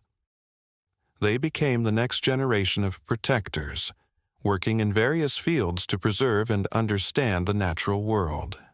One of these young people was a boy named Jacob Bennett, who had gotten lost during a school camping trip and had been guided back by what he swore was a bear, though no one believed him. The experience had changed him, leading him to study veterinary medicine with a focus on wildlife. He eventually established clinics at the edges of forests where injured animals could receive care, unknowingly supplementing the bear's work. Sometimes he would find animals with surprisingly well-treated injuries, splints and bandages made from forest materials that showed a level of medical knowledge that should have been impossible. He never questioned it, understanding that there were mysteries in the forest that didn't need to be solved, only respected.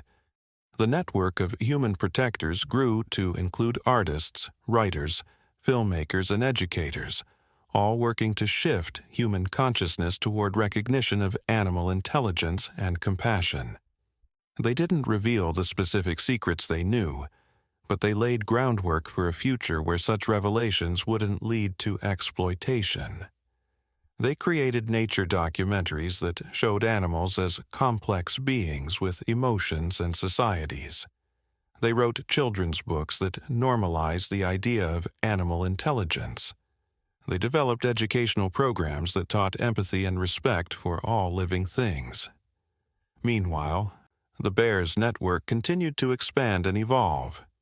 They developed ways to communicate across vast distances, using a combination of scent markers, sound patterns, and messenger animals. They shared information about new threats and opportunities, coordinating responses to challenges that affected multiple forests. They even began to establish connections with urban wildlife, recognizing that the boundary between wild and civilized was becoming increasingly blurred. One remarkable development was the bears' adoption of what could only be called preventive medicine. They began identifying animals at risk of injury or illness and intervening before problems became serious. They guided elderly animals to safer territories, helped pregnant animals find secure birthing sites, and even seemed to conduct health checks on regular visitors to their clearings. It was health care that many human communities would envy, based on prevention and community support rather than just treatment of acute problems. The story came full circle when Lily, now Dr. Lily Morgan, returned to the forest as a researcher. She had official permission to study animal behavior in the protected area, though her real purpose was to document and protect the bear's medical system. She set up her research station not far from where she had been rescued as a child, and on her first night, the current healer bear visited her camp. It was not the same bear who had saved her. The bear had passed on years ago, but there was recognition nonetheless. The bear sniffed at Lily's equipment, seemed to approve, and then disappeared into the forest. Over the following months, Lily was gradually accepted into the forest's community as an observer and occasional participant. She was shown things no other human had seen: the birthing dens where bear cubs were taught from infancy about healing, the council meetings where decisions about forest management were made, the ceremonies, for lack of a better word, that marked the passing of knowledge from one generation to the next. She documented it all, but with the understanding that most of it would never be published, at least not in her lifetime. The most profound moment came when Lily witnessed the bears teaching a group of young humans, children who had gotten separated from a hiking group, about which berries were safe to eat. The bears never showed themselves directly, but they manipulated the environment in ways that guided the children to food and water, keeping them safe until rescue arrived. It was the same technique that had been used to save Lily, refined and perfected over generations. The children would remember finding berries and water, but would never know they had been deliberately led to them. As Lily watched this careful orchestration of rescue, she realized that the bears and their network were not just practicing medicine or providing emergency aid. They were maintaining the balance between human and natural worlds, preventing the kinds of incidents that might lead to fear and retaliation. Every lost hiker they guided to safety, every child they protected, was one less reason for humans to fear and destroy the forest. It was diplomacy conducted through kindness, peace maintained through compassion. The implications were staggering. If animals were capable of this level of strategic thinking, of understanding human psychology well enough to manipulate it for mutual benefit, then everything humans believed about intelligence and consciousness needed to be reconsidered. The bears weren't just smart animals. They were non-human persons with their own culture, ethics, and worldview. They were neighbors, sharing the planet with humans and working to maintain peaceful coexistence despite the vast differences between species. Lily's research, carefully edited to protect specific locations and individuals, began to shift scientific understanding of animal cognition.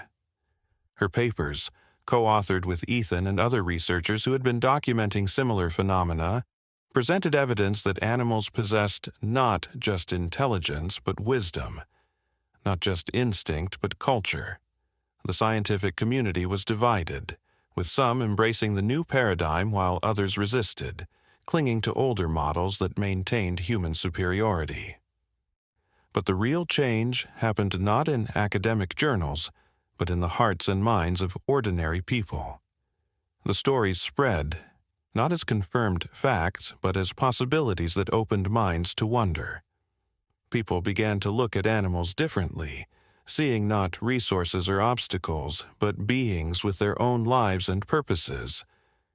Conservation efforts gained momentum as people realized they might be protecting not just species, but societies. Not just animals, but neighbors they hadn't yet learned to communicate with. The bears, aware of the shifting human consciousness, began to take slightly greater risks in their interventions. They saved a group of schoolchildren from a forest fire by herding them to safety, allowing themselves to be seen clearly in the smoke and chaos. They guided an injured hiker for miles to reach help, maintaining visual contact to keep the person moving. Each incident was dismissed by authorities as misidentification or hallucination, but the stories accumulated, creating a body of anecdotal evidence that couldn't be entirely ignored. One winter, a severe storm system trapped several families in a remote campground, cutting off roads and communication. The situation was dire, with food running low and temperatures dropping dangerously. That's when the bears acted more openly than ever before. They brought food to the edges of the camp, fish from streams that hadn't frozen, pine nuts and dried berries from their winter stores. They showed the humans how to insulate their shelters with snow and pine boughs. They even guided the camp's one nurse to medicinal plants that could help treat the hypothermia affecting some of the children. When rescue finally arrived, the families told stories of bears that had saved their lives, but the stories were so incredible that they were largely dismissed as cold-induced hallucinations. Only a few people, like Connor and his network of aware rangers, understood that the bears had made a calculated decision to reveal themselves to save human lives, trusting that disbelief would protect them from exploitation. It was a gamble that paid off. The family survived, and the bears' secret remained safe, protected by its own impossibility. As the effects of climate change intensified, the relationship between the bears' network and the human protectors became more crucial. The bears provided early warning of ecological changes, their behavior indicating shifts that human instruments might miss. They guided migrations of various species, helping ecosystems adapt to new conditions. They even began planting medicinal plants in new locations, anticipating future needs as habitat shifted. It was climate adaptation guided by intelligence and foresight, rather than random natural selection. The human protectors, in turn, worked to secure legal protections for crucial habitats, funded research that wouldn't exploit the animals, and educated new generations about the importance of coexistence.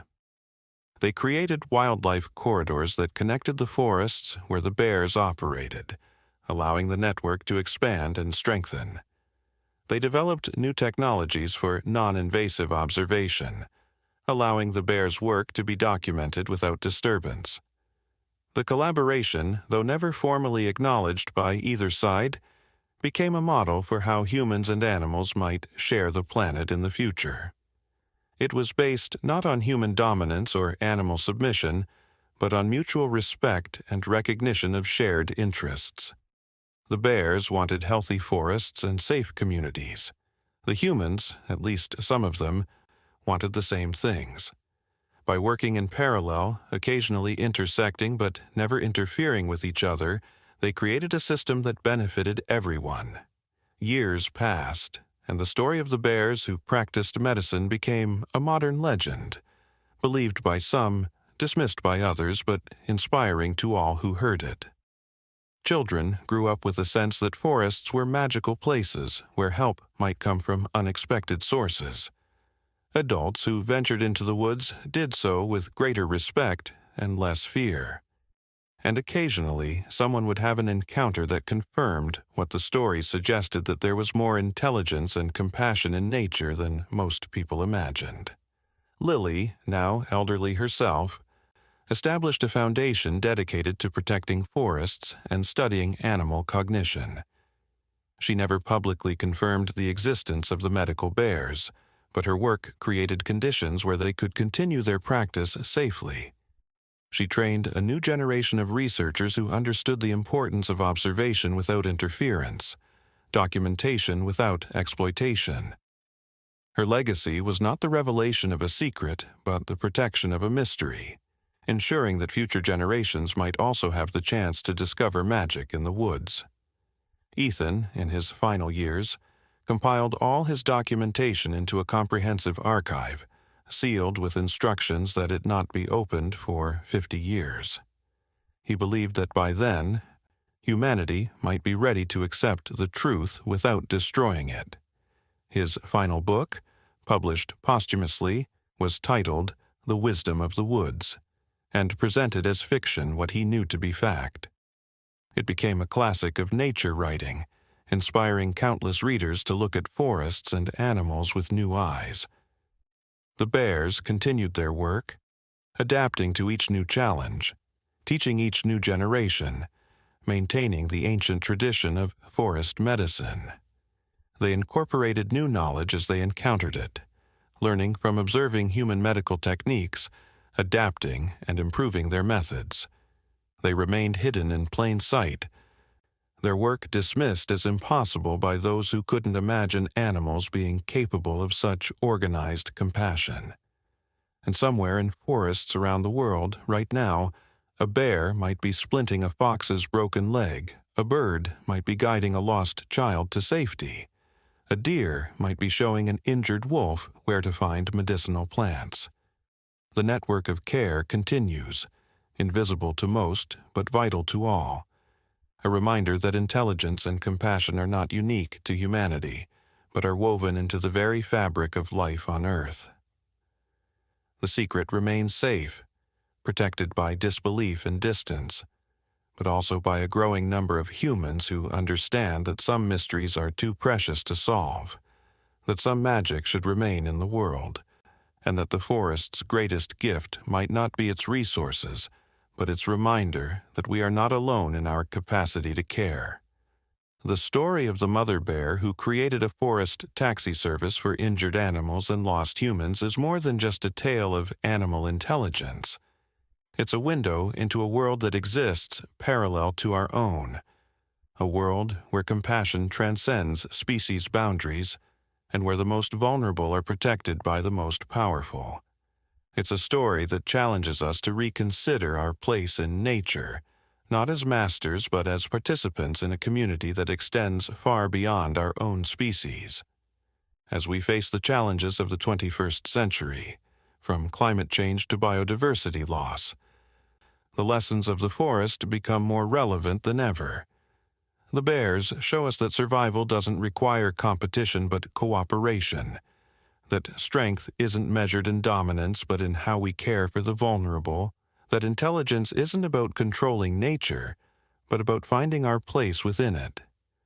They remind us that we are not the only species capable of medicine, compassion, and organized society, and that perhaps, if we're quiet enough and respectful enough, we might learn from teachers we never knew we had. The forest keeps its secrets, but it also shares its wisdom with those willing to see. In every act of interspecies kindness, in every moment when an animal helps another against all expectations, in every story of a lost child guided home by invisible helpers, the forest whispers its truth that we are all connected, all capable of care, all part of something larger and more beautiful than we can fully comprehend. And in that truth lies hope, not just for the forests and their inhabitants, but for all of us who share this remarkable planet. The mother bear and her forest taxi service represent something profound about the nature of life itself. They show us that consciousness and compassion might be far more widespread than we've assumed, that intelligence takes forms we're only beginning to recognize, and that the division between human and animal might be far less clear than we've believed. They invite us to imagine a world where different forms of intelligence work together, where help comes from unexpected sources, and where the forest itself is alive with purpose and care. As this story spreads, in whispers and legends, in children's books and scientific papers, in the testimonies of those who've been saved and the observations of those who have witnessed the impossible, it plants seeds of change in human consciousness. Each person who hears it and wonders, what if, is opened to new possibilities. Each child who grows up believing that bears might be doctors and forests might be hospitals enters the world with a different understanding of nature's potential. The story doesn't end because the work continues. In forests around the world, animals are caring for each other in ways we're only beginning to discover. Bears are practicing medicine, wolves are supporting their elderly, elephants are conducting funeral rites, and countless other species are demonstrating intelligence and compassion that challenge our understanding of consciousness itself. We are not witnessing the beginning of this behavior, but rather our own awakening to something that has likely existed for millennia. The mother bear who created the forest taxi service is not an anomaly, but a window into a hidden world of animal intelligence and compassion. She and her network represent the possibility that we are not alone in our capacity for organized society, medical knowledge, and interspecies cooperation. They offer hope that intelligence and compassion are not rare exceptions in nature, but fundamental properties of life itself, expressed in countless ways we're only beginning to perceive. As we move forward into an uncertain future, the lessons of the forest become our guides. They teach us that cooperation is stronger than competition, that diversity makes communities resilient, that helping others helps ourselves, and that intelligence without compassion is incomplete. They show us that the solutions to our challenges might not come from dominating nature, but from learning to work with it, recognizing that we are part of a larger community of consciousness that includes all living things. The bears will continue their work whether we believe in them or not. They will treat injured animals, guide lost humans, and maintain the health of their forest communities. They will adapt to whatever changes come, incorporating new challenges into their ancient practice. They will teach their young and learn from their experiences, maintaining a tradition that connects past and future through acts of present compassion. And perhaps, if we're lucky and respectful enough, we might occasionally glimpse this hidden world. We might see a bear carrying a fox to safety, or find a mysteriously well-treated injured bird, or be guided to safety when lost by forces we don't quite understand. In those moments, we'll be reminded that we live in a world far more magical and meaningful than we usually perceive, a world where kindness exists in unexpected places, and where help might come from the most unlikely sources. The story of the mother bear and her forest taxi service is ultimately a story about connection, about the threads of compassion that link all living things, about the intelligence that expresses itself in countless forms throughout nature. It's a story that invites us to see the world with new eyes, to recognize consciousness in unexpected places, and to understand that we are part of something far larger and more wonderful than we've imagined. This is not the end, but a beginning, an invitation to pay attention, to respect the mysteries of nature, and to consider that the forests might be full of doctors, teachers, and guides who just happen to have fur, feathers, or scales instead of human skin. It's a call to protect these forests not just as resources or even as ecosystems, but as communities of consciousness that have much to teach us if we're willing to learn. The mother bear watches from the shadows of the trees, her work continuing as it has for generations. She doesn't need human recognition or understanding. She has her purpose, her community, her tradition of care that transcends species boundaries. But for those humans who do recognize her, who understand what she represents, she offers a gift. The knowledge that compassion and intelligence are not human monopolies but properties of life itself, expressed in ways that can transform our understanding of what it means to be alive on this beautiful, mysterious planet. In the end, the story of the forest taxi service is a love story, a tale of love that transcends species, that expresses itself through healing and helping, through teaching and protecting. It's the love of a bear for her forest community, the love of animals for each other, and ultimately the love of life for itself, always finding ways to persist, adapt, and care despite all challenges. It's a love that includes us, whether we know it or not, welcoming us into a larger family of consciousness that has always existed, waiting for us to recognize our place within it. The spring, following Lily's rescue, brought changes to the forest that even Ethan, with all his months of observation, hadn't anticipated. The morning mist clung to the ground as he made his way to a new observation point, one he had established after noticing increased activity in the northern section of the forest. His cameras had been capturing something extraordinary over the past weeks, movements that suggested the bear's network was evolving, expanding in ways that defied everything he thought he knew about animal behavior.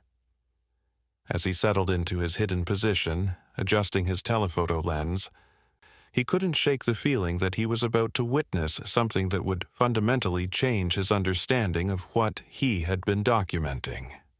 The first sign that this day would be different came with the arrival of a young couple, Michael Hayes and Jessica Brooks, who had been hiking since dawn. They were experienced outdoorers, their gear practical and well used, their movements confident on the trail.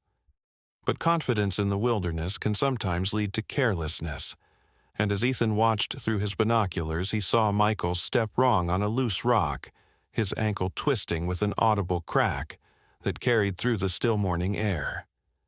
Jessica was beside him immediately, but they were miles from any road, and Michael's injury was clearly severe. He couldn't put weight on the foot, and his face had gone pale with pain and the realization of their predicament. What happened next unfolded like a carefully choreographed dance, though the participants didn't know they were performing. A raven that had been perched nearby took flight, not in alarm, but with purpose, disappearing into the deeper forest. Within minutes, Ethan noticed subtle changes in the forest around the injured hiker. Small animals began creating noise in specific directions, not random forest chatter, but deliberate sounds that seemed designed to attract attention. A deer appeared on a ridge above the couple, visible just long enough to be noticed before moving along what Ethan knew was one of the bear's established paths. It was as if the forest itself was mobilizing to help. Jessica had managed to help Michael to a fallen log where he could sit, and she was examining his ankle with growing concern. They had a first aid kit, but nothing adequate for what might be a fracture. As she worked to remove his boot before the swelling made it impossible, she didn't notice the figure watching from the trees. But Ethan did. It was the younger bear, the one who had been apprenticing under the master healer. The bear observed for several minutes, seeming to assess the situation, then disappeared back into the forest. Ethan expected that to be the end of it, that the bears would avoid the humans as they usually did when direct contact wasn't necessary. But 20 minutes later, something remarkable happened. A fox emerged from the underbrush near the couple, carrying something in its mouth.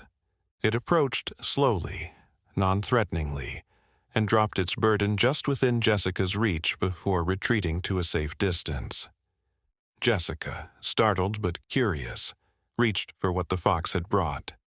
It was a bundle of plants, specifically the anti-inflammatory herbs that grew near the stream, wrapped in large leaves. As she examined them, another animal appeared. A rabbit this time, pushing forward a piece of bark that Ethan recognized as willow, nature's aspirin. The animals were delivering medicine, acting as intermediaries for the bears who understood the humans would be too frightened by their direct approach. Michael and Jessica exchanged bewildered looks, but Jessica, who had some knowledge of herbal medicine from her grandmother, recognized what she had been given. She began preparing a poultice from the plants, her hands shaking slightly as she worked. The fox and rabbit remained at the edge of visibility, seeming to wait and watch.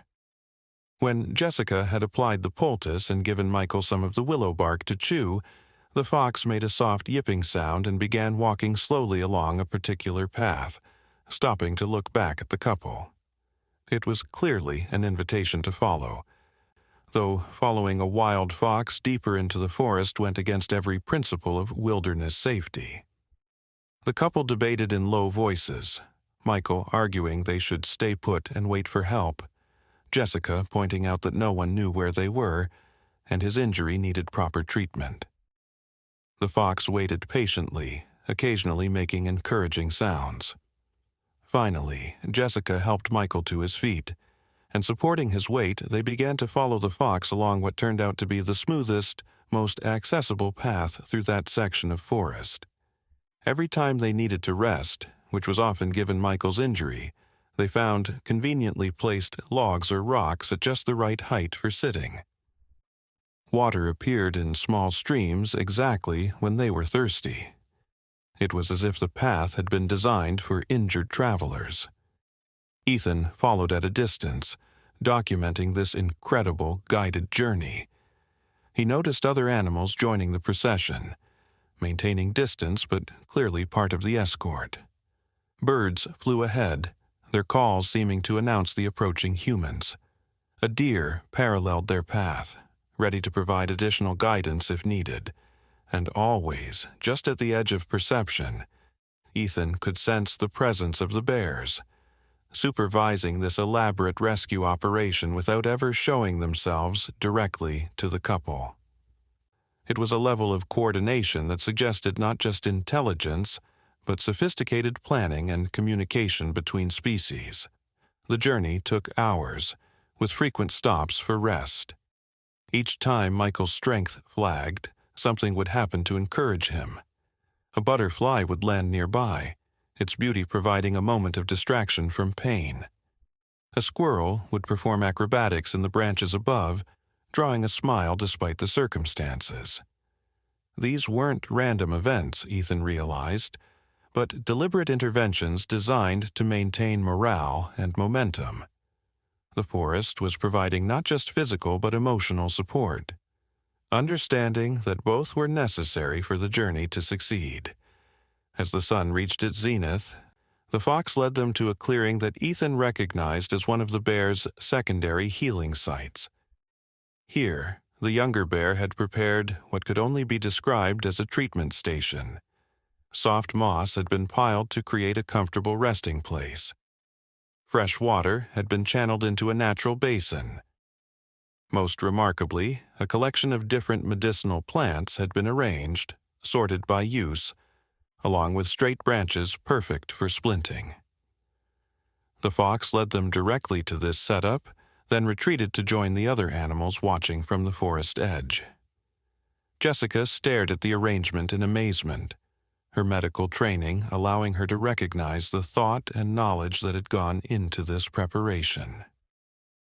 She helped Michael onto the moss bed and began examining the supplies that had been provided. Everything she needed was there, even things she wouldn't have thought to look for in a forest. There were antiseptic plants, pain-relieving herbs, materials for bandaging, and those perfect splinting branches.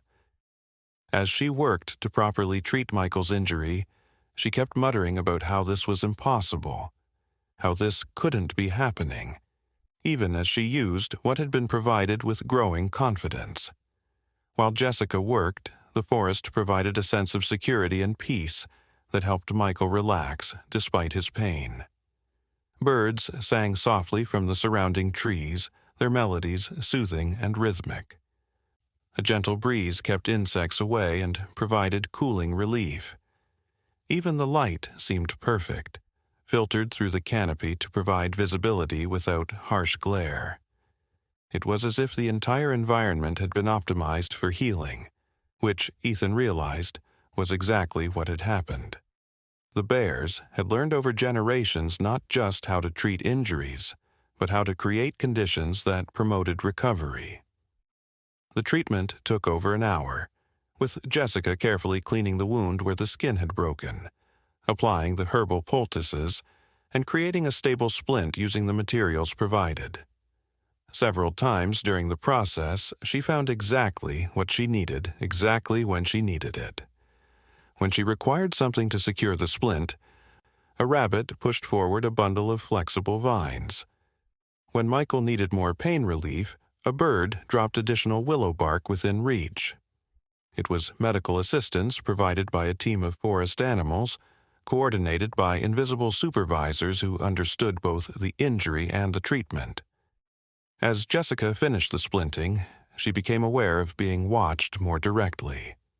Turning slowly, she found herself looking at the younger bear, who had finally shown herself at the edge of the clearing. Jessica's intake of breath was audible, her hand reaching instinctively for Michael's, but the bear made no aggressive moves.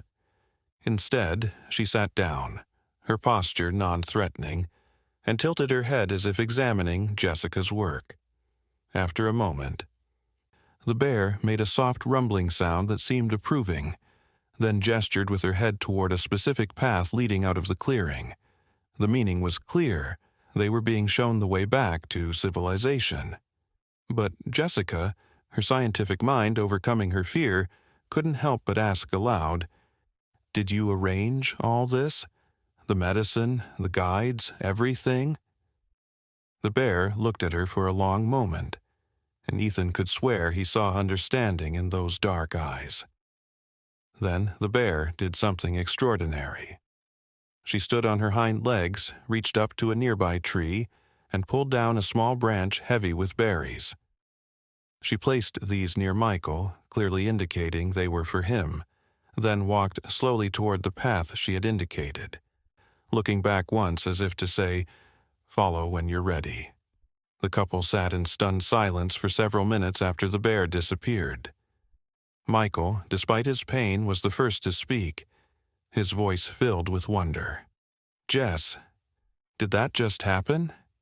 Did a bear just coordinate our rescue?" Jessica, still processing what she had witnessed, could only nod. They had experienced something that challenged everything they thought they knew about the natural world. As they prepared to leave, following the path the bear had indicated, Jessica carefully gathered some of the unused medicinal plants. "No one will believe us," she said.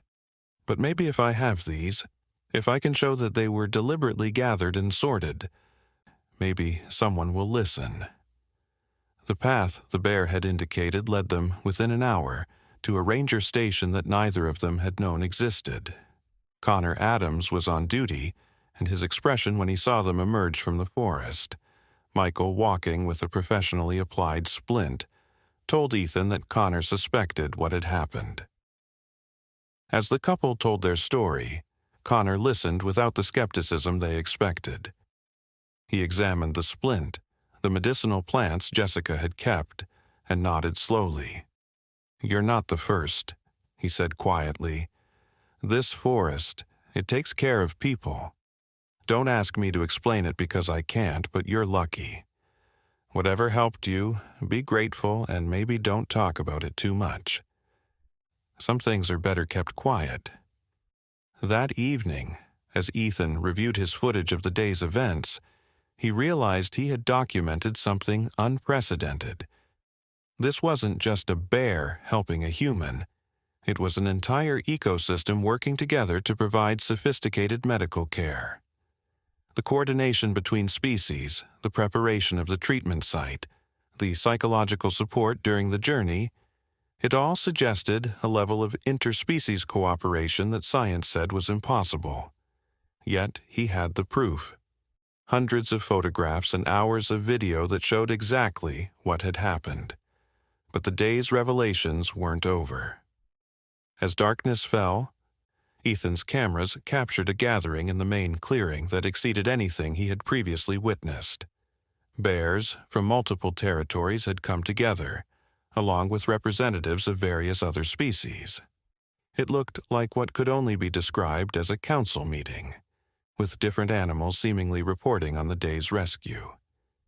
The younger bear who had revealed herself to Jessica appeared to be explaining her decision to make direct contact, using gestures and sounds that the other animals clearly understood. There was what looked like discussion, possibly debate, about the implications of this more open intervention. What struck Ethan most was the democratic nature of the gathering. It wasn't just the bears making decisions, but input seemed to be sought from all species present. The fox who had served as guide had its moment to communicate, as did the birds who had provided reconnaissance. Even the rabbits and squirrels who had played supporting roles seemed to have their contributions acknowledged. It was governance by consensus, with each species bringing its own perspective and expertise to the collective decision-making process. The level of political sophistication was staggering, suggesting these animals had developed systems of organization that paralleled human societies in complexity, if not in form. The council continued late into the night, with Ethan documenting as much as his night vision equipment would allow. At one point, the elder bear, the master healer, stood and made what seemed to be a significant announcement. The reaction from the assembled animals suggested something important had been decided. Some animals seemed excited, others cautious, but all appeared to accept whatever had been determined. As the gathering dispersed, each animal returning to its territory, Ethan sensed that he had witnessed a turning point, though he couldn't yet understand what had changed. Over the following weeks, the change became apparent. The forest's network of care became slightly more visible, as if a decision had been made to be less secretive about their activities. Animals still avoided direct contact with most humans, but their helping behaviors became more obvious. Hikers reported finding clear trail markers when they were lost, fresh water appearing when they were thirsty, and even food when they were in genuine need. The local news began carrying stories of the helpful forest, though most people attributed these experiences to luck or coincidence rather than deliberate intervention. The younger bear, emboldened by the council's decision, began taking more risks in her healing work. She would sometimes allow herself to be seen by injured humans, though always at a distance that prevented clear photography. She developed a particular interest in children, perhaps understanding that they were more likely to accept her help without fear or skepticism. Several families reported their children claiming to have seen a doctor bear in the forest, stories that were inevitably dismissed as imagination, but which Ethan knew were absolutely true. One particularly meaningful incident involved a group of schoolchildren on a nature education trip. One child, a boy named Logan Carter, who had type 1 diabetes, had a medical emergency when his insulin pump malfunctioned. The teachers were trying to get him back to the bus when the younger bear appeared, just visible through the trees. She didn't approach directly, but began dropping things in their path. First, sugar-rich berries that would help raise his blood sugar, then specific plants that Ethan recognized as natural insulin regulators. One teacher, Savannah Reed, had enough botanical knowledge to recognize what was being offered. She prepared the plants as a tea, and Logan's condition stabilized enough for them to get him to proper medical care. Savannah would later become one of the quiet advocates for forest protection, never explicitly stating what she had witnessed, but working tirelessly to preserve the areas where these interventions occurred. She developed educational programs that taught children about the intelligence and importance of wildlife, planting seeds of respect and wonder that would grow into future conservation efforts. She also began documenting, in careful, coded notes, the patterns of help that occurred in the forest, creating a record that would eventually contribute to scientific understanding of the phenomenon. The bear's network adapted to increasing human presence in the forest with remarkable innovation. They established what Ethan came to think of as emergency stations along popular hiking trails, hidden caches of medicinal plants and clean water that could be accidentally discovered by humans in need. They developed early warning systems for forest fires and other dangers, using birds as messengers to guide humans away from threats.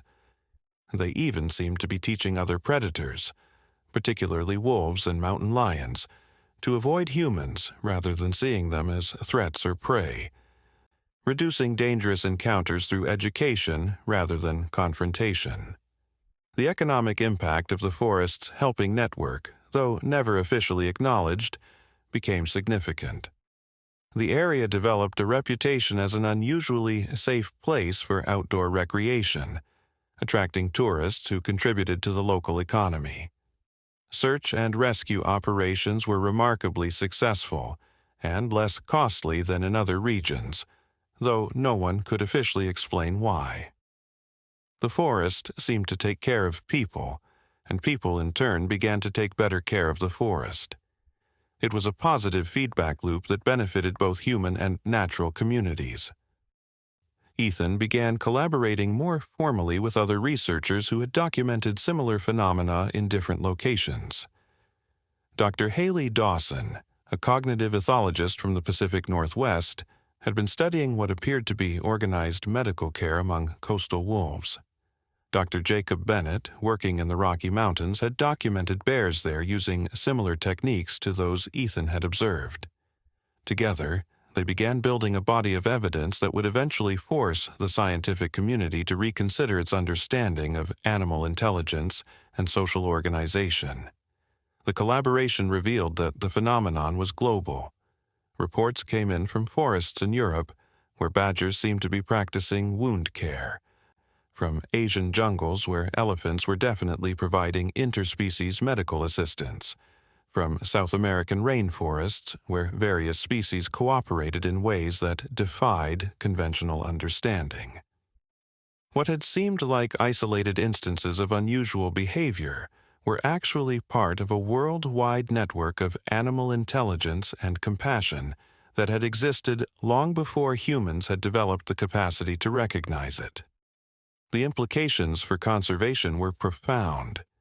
If animals were capable of organized society, medical knowledge, and interspecies cooperation, then destroying their habitats wasn't just causing extinction, it was destroying civilizations. The moral and ethical considerations were staggering.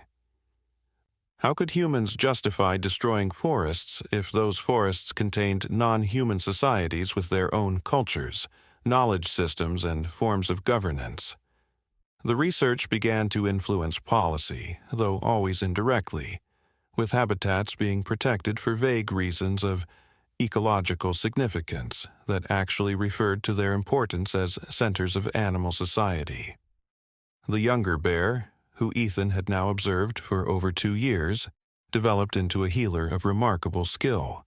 She innovated on the techniques she had learned, discovering new medicinal uses for plants and developing novel treatments for injuries. She also showed remarkable psychological insight, understanding that healing involved not just physical but emotional recovery. She would spend extra time with animals that were traumatized, providing comfort through presence and gentle interaction. Her approach to medicine was holistic in ways that many human healthcare providers would admire. One autumn afternoon, Ethan witnessed something that brought tears to his eyes. An elderly bear, one he hadn't seen before, arrived at the clearing where the younger bear was working. The old bear was clearly dying, moving slowly and with obvious pain. The younger bear immediately stopped what she was doing and went to the elder, touching noses in greeting.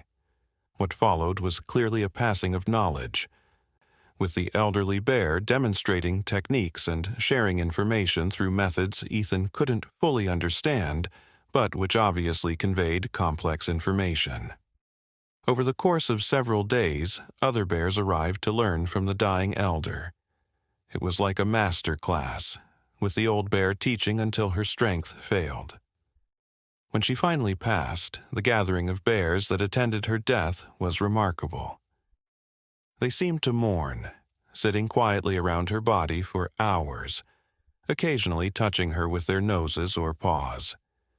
Then, in what could only be described as a funeral ritual, they covered her body with pine boughs and flowers, creating a natural burial that would return her to the forest she had served. The younger bear emerged from this experience changed, carrying now not just the knowledge but the responsibility of the elder. She began teaching other bears more actively, spreading the medical knowledge to ensure it wouldn't be lost. She also began what Ethan could only describe as research, deliberately experimenting with new plant combinations and treatments, learning from both successes and failures. It was the scientific method practiced by a non-human intelligence, challenging every assumption about the uniqueness of human cognitive abilities. The network's response to climate change demonstrated their capacity for long-term planning. The bears began establishing medicine gardens in multiple locations, ensuring that if one area was affected by drought or fire, others would survive. They started guiding the migration of medicinal plants to higher elevations and different latitudes, anticipating future temperature changes.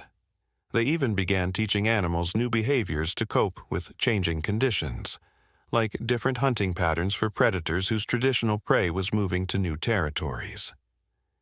This adaptability extended to their interactions with humans.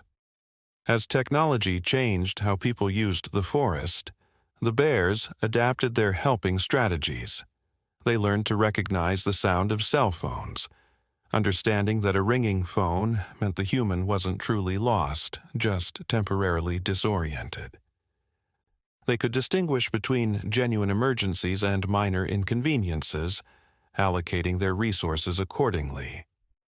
They even seemed to understand that some humans were researchers or conservationists, treating them differently than casual hikers or potential threats. The relationship between Ethan and the bears evolved over time from observation to something approaching collaboration. While they never directly interacted, there was clear mutual awareness and respect. The bears would sometimes leave things for him to find. Plants they seemed to want him to document, or scenes they appeared to stage for his cameras. In return, Ethan was careful to minimize his impact, removing human litter when he found it, and occasionally leaving warnings about planned developments or other threats he learned about through his human connections. One spring, a development company announced plans to build a resort in part of the forest. The local community was divided, with some welcoming the economic opportunity and others concerned about environmental impact. Ethan knew the proposed development would destroy one of the main healing clearings and disrupt the bears' network significantly. Working with Connor, Savannah, and others who understood what was at stake, they mounted a campaign to protect the area.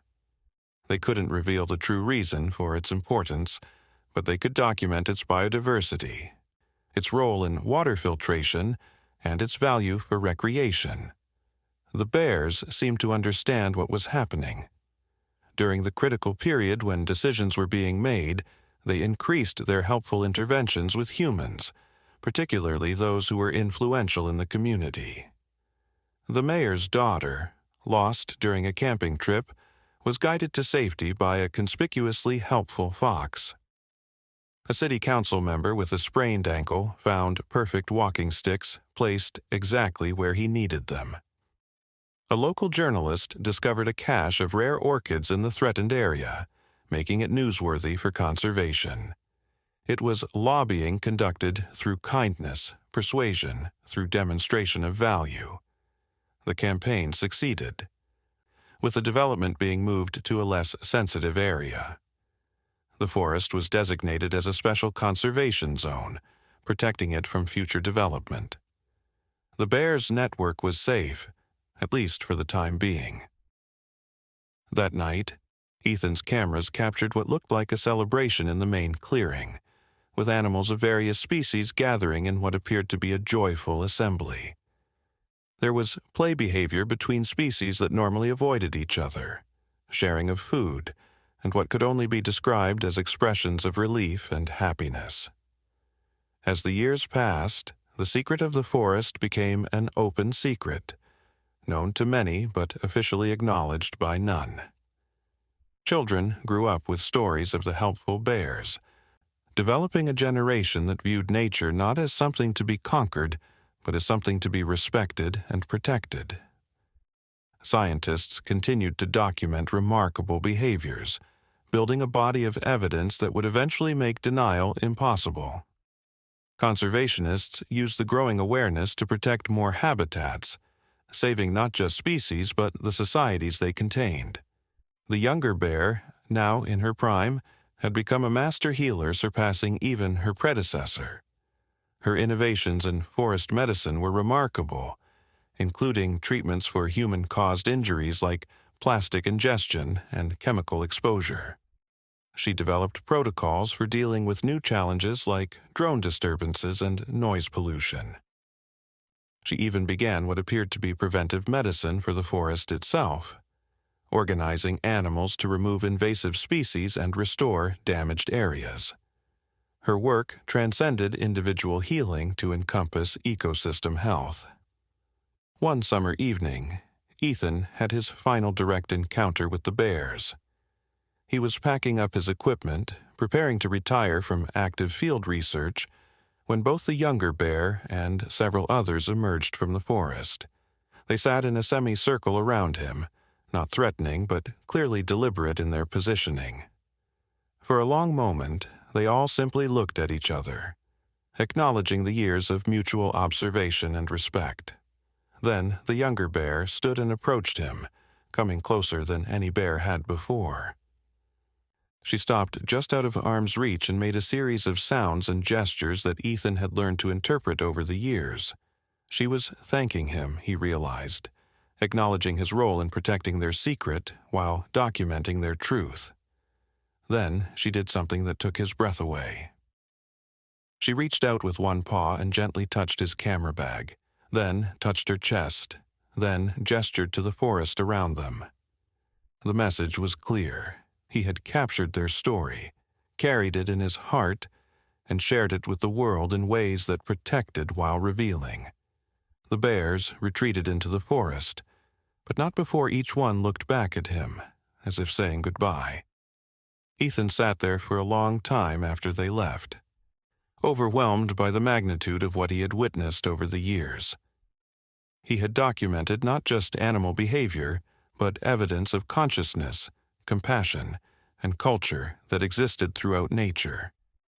He had been privileged to witness the secret life of the forest, to see behind the veil that separates human and animal worlds, and to understand that the separation was far less absolute than most people believed. In his final report published years later, Ethan wrote about the implications of his discoveries for humanity's future. He argued that recognizing animal intelligence and compassion wasn't just about changing how we treat other species, but about understanding our own place in the web of life.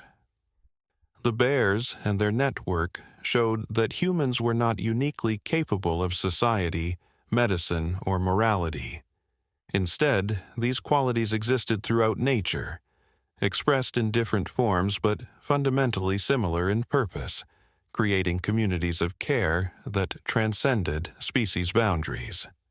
The story spread slowly but steadily, changing hearts and minds one person at a time. Teachers incorporated it into their lessons, showing children that nature was full of intelligence and wonder. Artists created works inspired by the forest's secret life, making the invisible visible through imagination. Writers told stories that normalized the idea of animal consciousness in society. Scientists developed new research methods that assumed rather than tested for intelligence, discovering capabilities that had been hidden by human assumptions of superiority. The forest itself continued to thrive, protected by both law and love. The bears maintained their network of care, adapting to new challenges and opportunities. They incorporated lessons learned from observing humans, improving their techniques and expanding their reach. They began establishing connections with bears in other protected areas, creating corridors of care that spanned continents. The network that had once been local became global, a worldwide web of animal intelligence and compassion that existed parallel to but separate from human society. New generations of bears learned not just the old ways, but innovations developed through interaction with human presence. They became more sophisticated in their understanding of human technology and behavior, learning to work around human activities rather than being displaced by them. They developed ways to use human infrastructure to their advantage, like using highway underpasses as safe corridors for moving injured animals. They even began to influence human behavior more deliberately, training people through consistent responses to be better forest citizens. The younger bear, now teaching her own apprentices, passed on not just knowledge, but wisdom. She taught them about the importance of secrecy and revelation, when to help openly and when to remain hidden. She shared her understanding of human psychology, how to help without creating dependence, how to guide without frightening. Most importantly, she taught them about the responsibility that came with their abilities, that their knowledge and compassion created an obligation to help all who needed it, regardless of species. As climate change accelerated, the bears' network became even more crucial.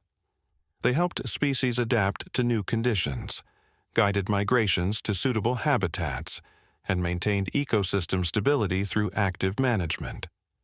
Their work became a form of climate adaptation that no human agency could replicate, based on deep local knowledge and the ability to coordinate across species boundaries. They became guardians not just of individual animals but of entire ecosystems, maintaining the resilience that would allow forests to survive and adapt. The collaboration between aware humans and the bears network evolved into something unique in the history of both species. Without direct communication or formal agreement, they worked toward common goals. Humans protected habitats and limited disturbances, while bears maintained ecosystem health and helped humans in need. It was symbiosis based on mutual respect and shared interest in forest survival. Both species benefited, as did all the others that shared the forest home.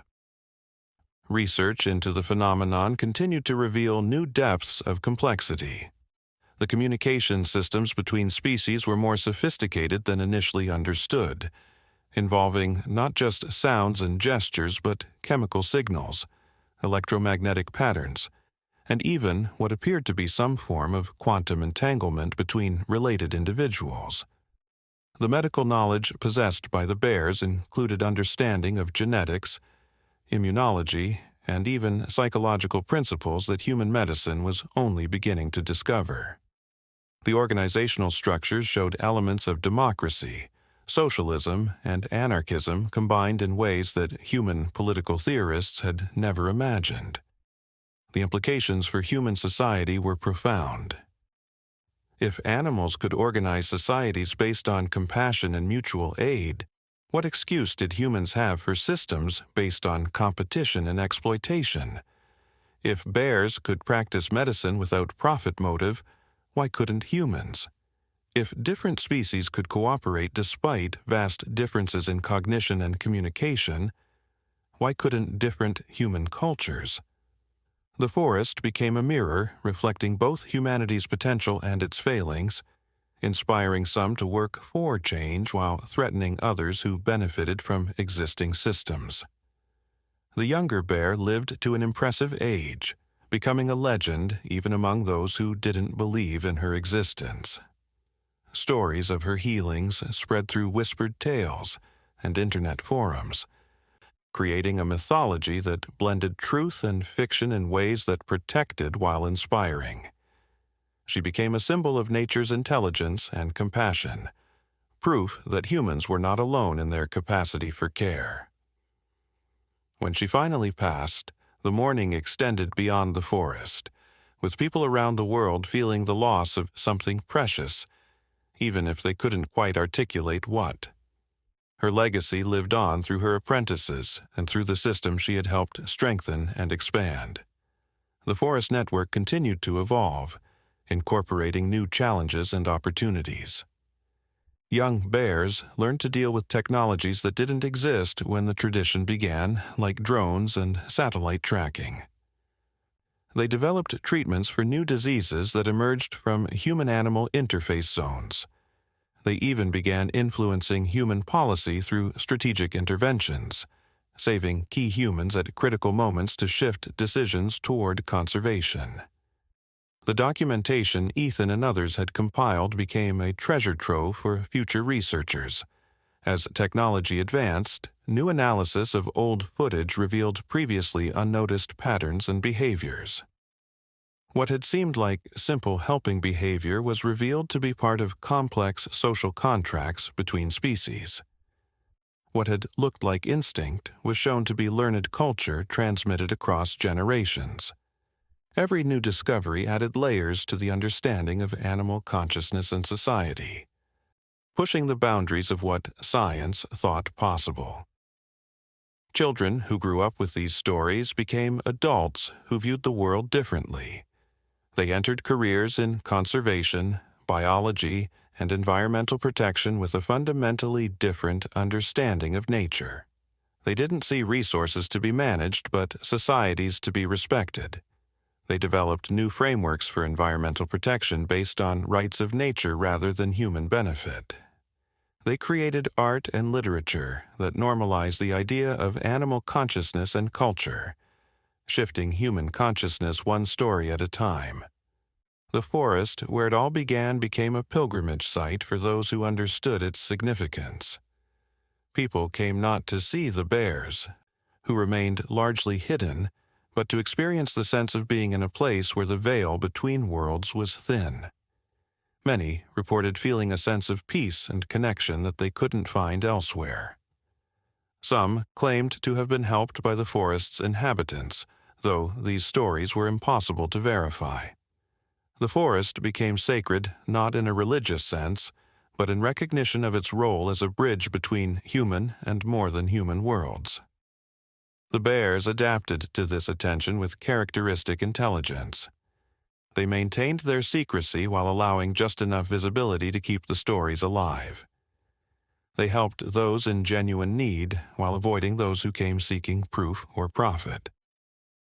They continued their medical work while expanding into what could only be called ecological engineering, actively managing the forest to maximize its resilience and biodiversity. They became landscape architects working on a scale and timeline that human planners could barely comprehend. International recognition of the phenomenon led to new protections for forests worldwide. The UN developed new categories of protected areas that acknowledged the possibility of non-human societies deserving of sovereignty. Indigenous peoples, who had always known about animal intelligence and society, found their traditional knowledge validated and their land rights strengthened. The divide between scientific and traditional knowledge began to dissolve as both recognized truths the other had discovered through different methods. The economic implications were significant. Tourism to conscious forests became a major industry, though carefully managed to prevent damage. Research funding flowed to studies of animal cognition and society. New technologies were developed to facilitate non-invasive observation and even potential communication. Industries based on exploitation of nature faced increasing pressure to reform or shut down. The recognition of animal consciousness created legal and ethical challenges that societies were still working through decades later.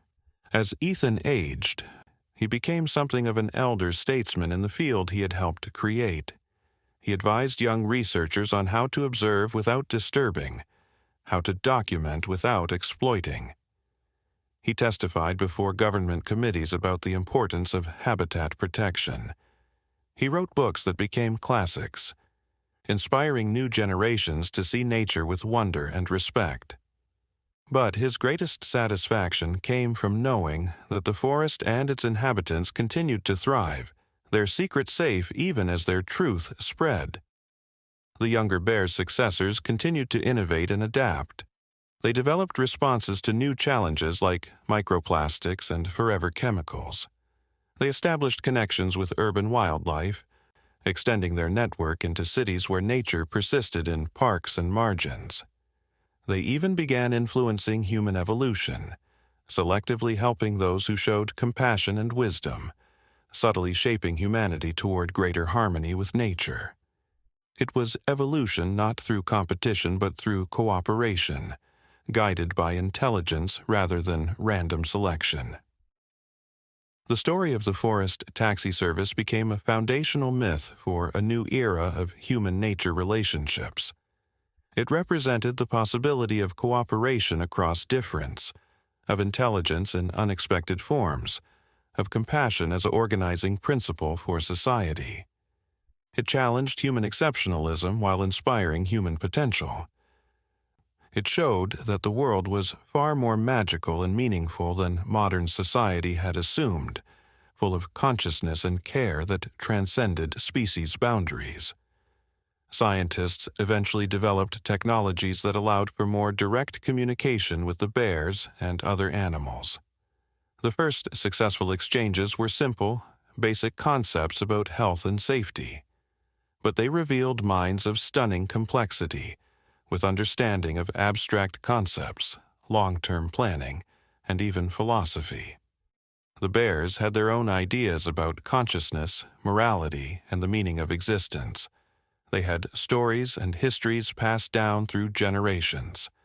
They had hopes and fears for the future that paralleled and sometimes exceeded human concerns. These communications revealed that the bears had always known about human observation and documentation.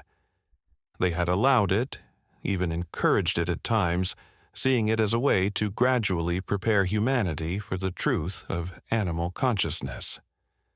They had been teaching humans just as humans thought they were studying bears. It had been a mutual education, with both species learning from the other. The bears expressed something like amusement at how long it had taken humans to recognize what had always been obvious to other species. The network had expanded far beyond what even Ethan had imagined. It included not just terrestrial animals but aquatic and avian species. Whales and dolphins coordinated ocean conservation efforts. Birds managed seed distribution and pollination across continents. Insects maintained soil health and decomposition cycles with an organization that resembled civilization. The entire biosphere was revealed to be conscious and coordinated, working to maintain the conditions necessary for life despite human disruption. This revelation led to what historians would later call the consciousness revolution. The recognition that humans were surrounded by intelligence forced a fundamental reevaluation of humanity's place in the world. Religions reformed to incorporate animal souls and consciousness. Legal systems developed rights for non-human persons and societies.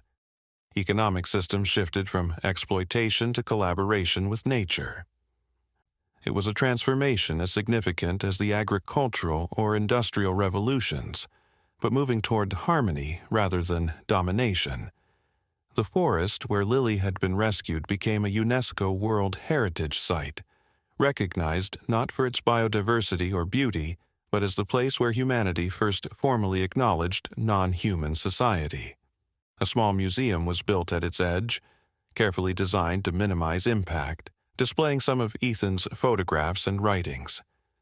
Lily herself, now an elderly woman, sometimes served as a guide, sharing her story with visitors who came from around the world. She would lead them to the forest edge and tell them to listen.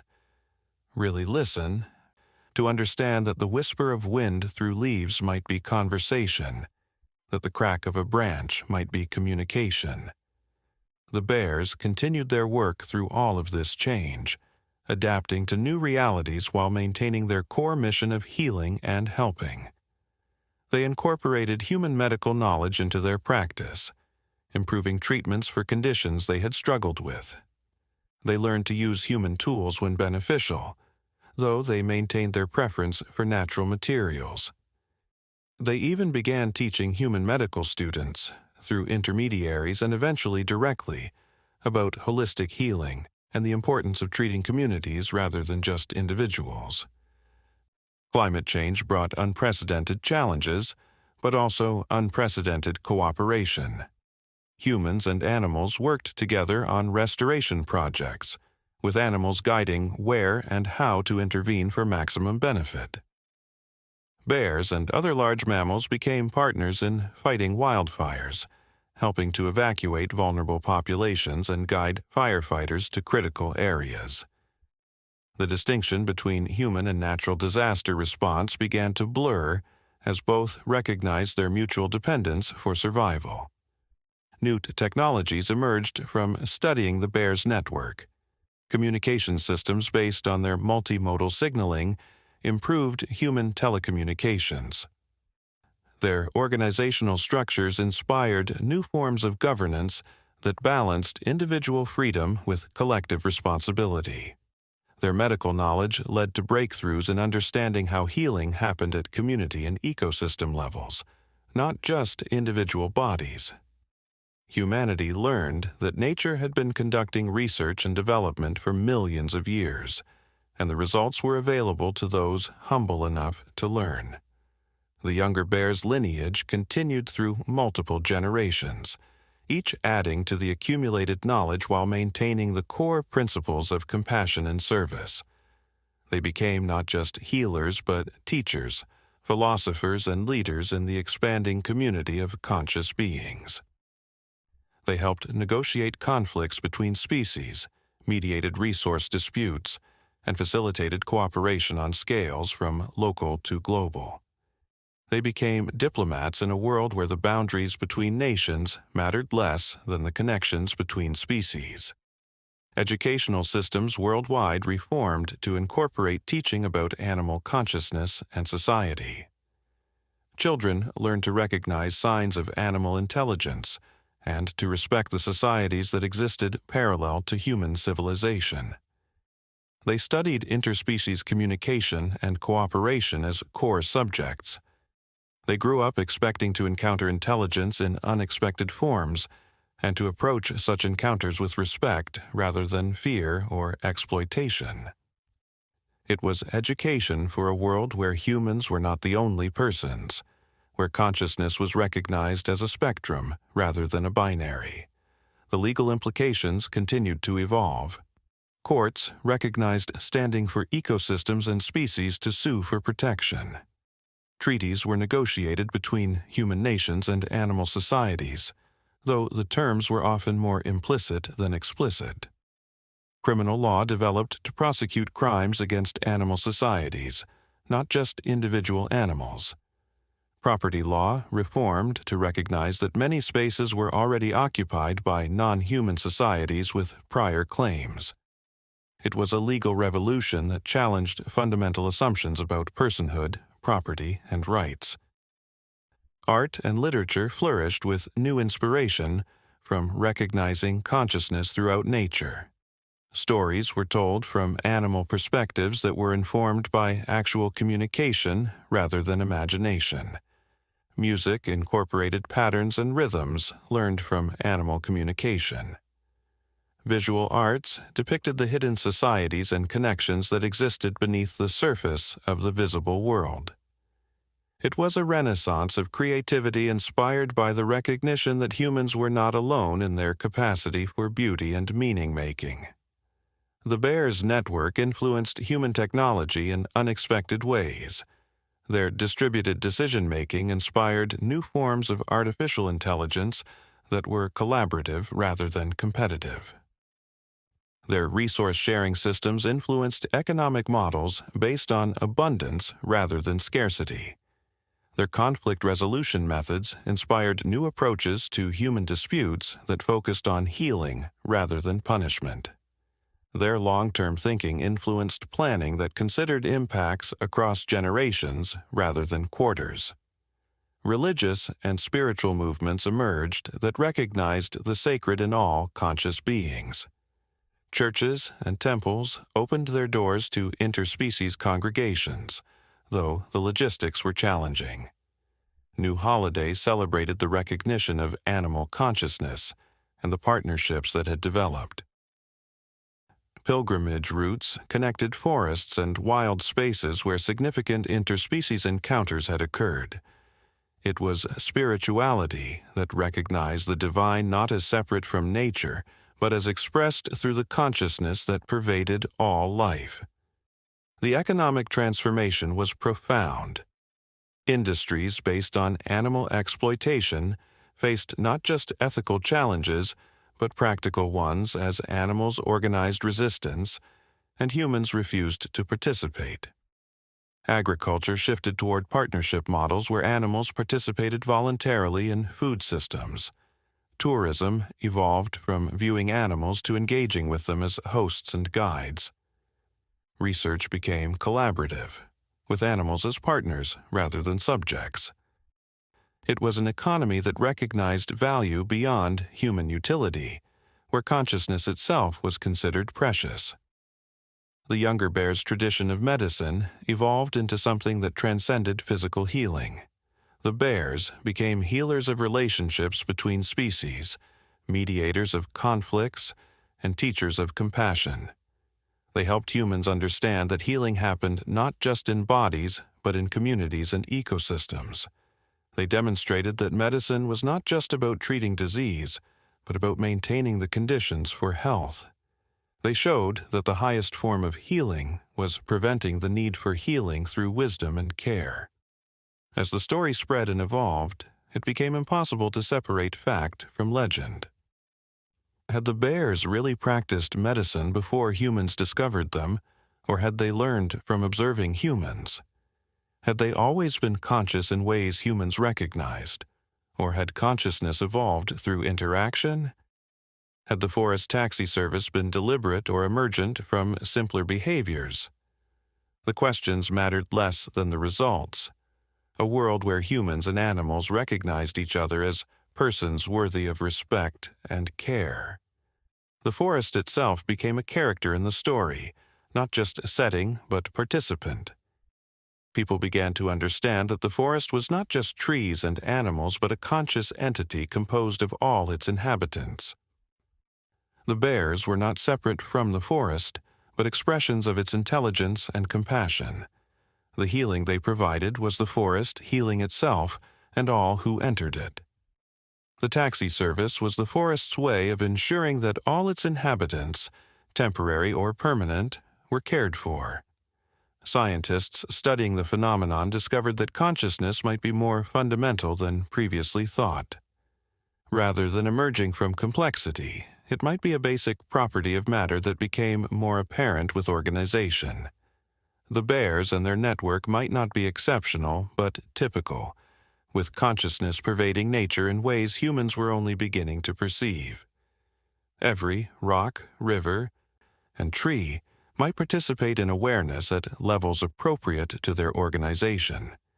The universe might be conscious all the way down and all the way up. This understanding led to what philosophers called the Great Reenchantment. The world that had been rendered mechanical and dead by reductionist science became alive and meaningful again.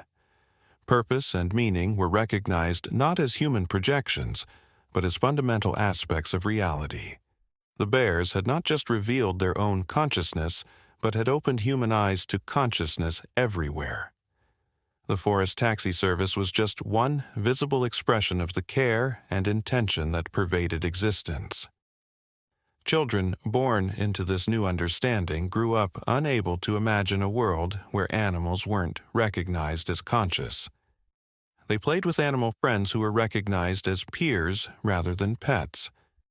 They learned from animal teachers who shared different ways of knowing and being. They solved problems through interspecies collaboration that previous generations couldn't have imagined. They inherited a world still damaged by centuries of exploitation, but also rich with possibilities for healing and growth. The bears continued their quiet work through all these changes. Fame and recognition meant nothing to them compared to the daily practice of healing and helping. They adapted to new realities while maintaining ancient wisdom. They taught and learned, gave and received, in an endless cycle of reciprocal care. They remained what they had always been, healers and helpers, but now recognized and respected rather than hidden and dismissed. The younger bear's legacy lived on not just through her descendants, but through the transformation she had helped catalyze. Her willingness to reveal herself to humans at crucial moments had opened doors that could never be closed. Her innovations in forest medicine had saved countless lives across species. Her teaching had ensured that the knowledge would survive and evolve. She had become a bridge between worlds, showing that the separation between human and animal was an illusion that could be transcended through compassion. As the story reached its culmination, it became clear that it was not ending but beginning. The recognition of animal consciousness and society was not a destination but a doorway to deeper understanding. The forest taxi service was not a curiosity but a glimpse of the cooperation that was possible when consciousness recognized itself across forms. The bear's medicine was not alternative but fundamental, treating the roots of suffering in separation and ignorance. The final revelation was that the story had always been about connection. Lily's connection with the bear who saved her. Ethan's connection with the forest he documented, the bear's connection with all who needed healing, the forest's connection with all who entered it. These connections were not separate threads, but part of a single web of consciousness and care that included all beings. The Forest Taxi Service was just one visible strand in this web, beautiful and important, but part of something infinitely larger. The bears knew this, had always known it. Their medicine treated not symptoms but separation. Their taxi service carried beings not just through space but into connection. Their teaching transmitted not just knowledge but wisdom about the fundamental unity underlying apparent diversity. They were not exceptional but exemplary, showing what was possible when consciousness recognized and cared for itself in all its forms. As humanity integrated this understanding, the world began to heal in ways that had seemed impossible. Not just ecosystems, but the deeper wounds of separation and exploitation. Not just bodies, but the consciousness that animated them. Not just the present, but the traumas of the past and fears of the future. The bear's medicine worked at all these levels simultaneously, as it always had, but now with human partnership rather than ignorance. The forest where it all began remained a sacred place, but the sacredness had spread. Every forest was recognized as potentially hosting such wonders. Every animal was seen as potentially conscious and caring. Every moment held the possibility of connection across difference. The world had not changed, but human perception of it had transformed utterly. The scales had fallen from humanity's eyes, revealing a world alive with consciousness and rich with meaning. The younger bear's successors continued the tradition, adapting to each new generation's needs while maintaining the timeless principles of compassion and service. They worked with human partners on projects that would have seemed like fantasy decades earlier. They helped design cities that integrated wild spaces. They consulted on medical treatments that addressed whole persons rather than just symptoms. They participated in governance that considered all inhabitants rather than just humans. They were partners in creating a world that worked for all consciousness, not just some. The children who had grown up with these stories became elders themselves, passing on tales of the time before recognition, when humans had thought themselves alone in consciousness. These stories seemed as fantastic to their grandchildren as fairy tales, relics of a darker age when ignorance had created unnecessary suffering. The new generations couldn't imagine not recognizing the consciousness that surrounded them, not partnering with the intelligence that pervaded nature, not caring for the web of life that sustained all beings. The transformation was not complete and never would be. There were still those who denied or resisted the recognition of animal consciousness. There were still conflicts between species and within them. There were still challenges that seemed insurmountable. But the foundation had shifted. The baseline understanding had changed. The possibility of cooperation and care across species boundaries had been proven. The bears had shown the way, and many were following. As the story reached its current moment, it was clear that it would continue evolving. New chapters would be written by each generation. New revelations would emerge as consciousness continued to recognize itself in unexpected forms. New challenges would require new forms of cooperation. The Forest Taxi Service that had seemed like an ending was really a beginning, the first visible sign of a transformation that would reshape life on Earth. The bears continued their rounds, checking on patients, gathering medicines, teaching apprentices. They worked with the same quiet dedication they had shown before human recognition, because the work itself was the reward. They healed because healing was needed. They helped because helping was possible. They taught because knowledge should be shared. They lived the truth that consciousness caring for consciousness was the fundamental activity of the universe, expressed through countless forms but unified in purpose. The forest sang with life as it always had, but now humans could hear the music. Birds announced not just territory but news. Insects drummed not just mating calls but messages. Mammals called not just to their own kind but to all who could listen. The forest was revealed as a symphony of consciousness, each voice contributing to a composition of staggering complexity and beauty. The bears were conductors in this orchestra, helping to maintain harmony while allowing for improvisation and growth.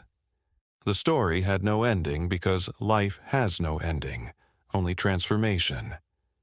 The bears would continue their work as long as forests stood and beings needed healing. The forest would continue sheltering and teaching all who entered with respect. The network of care would continue expanding, incorporating new species and new challenges. Consciousness would continue recognizing itself in ever more beautiful and complex forms.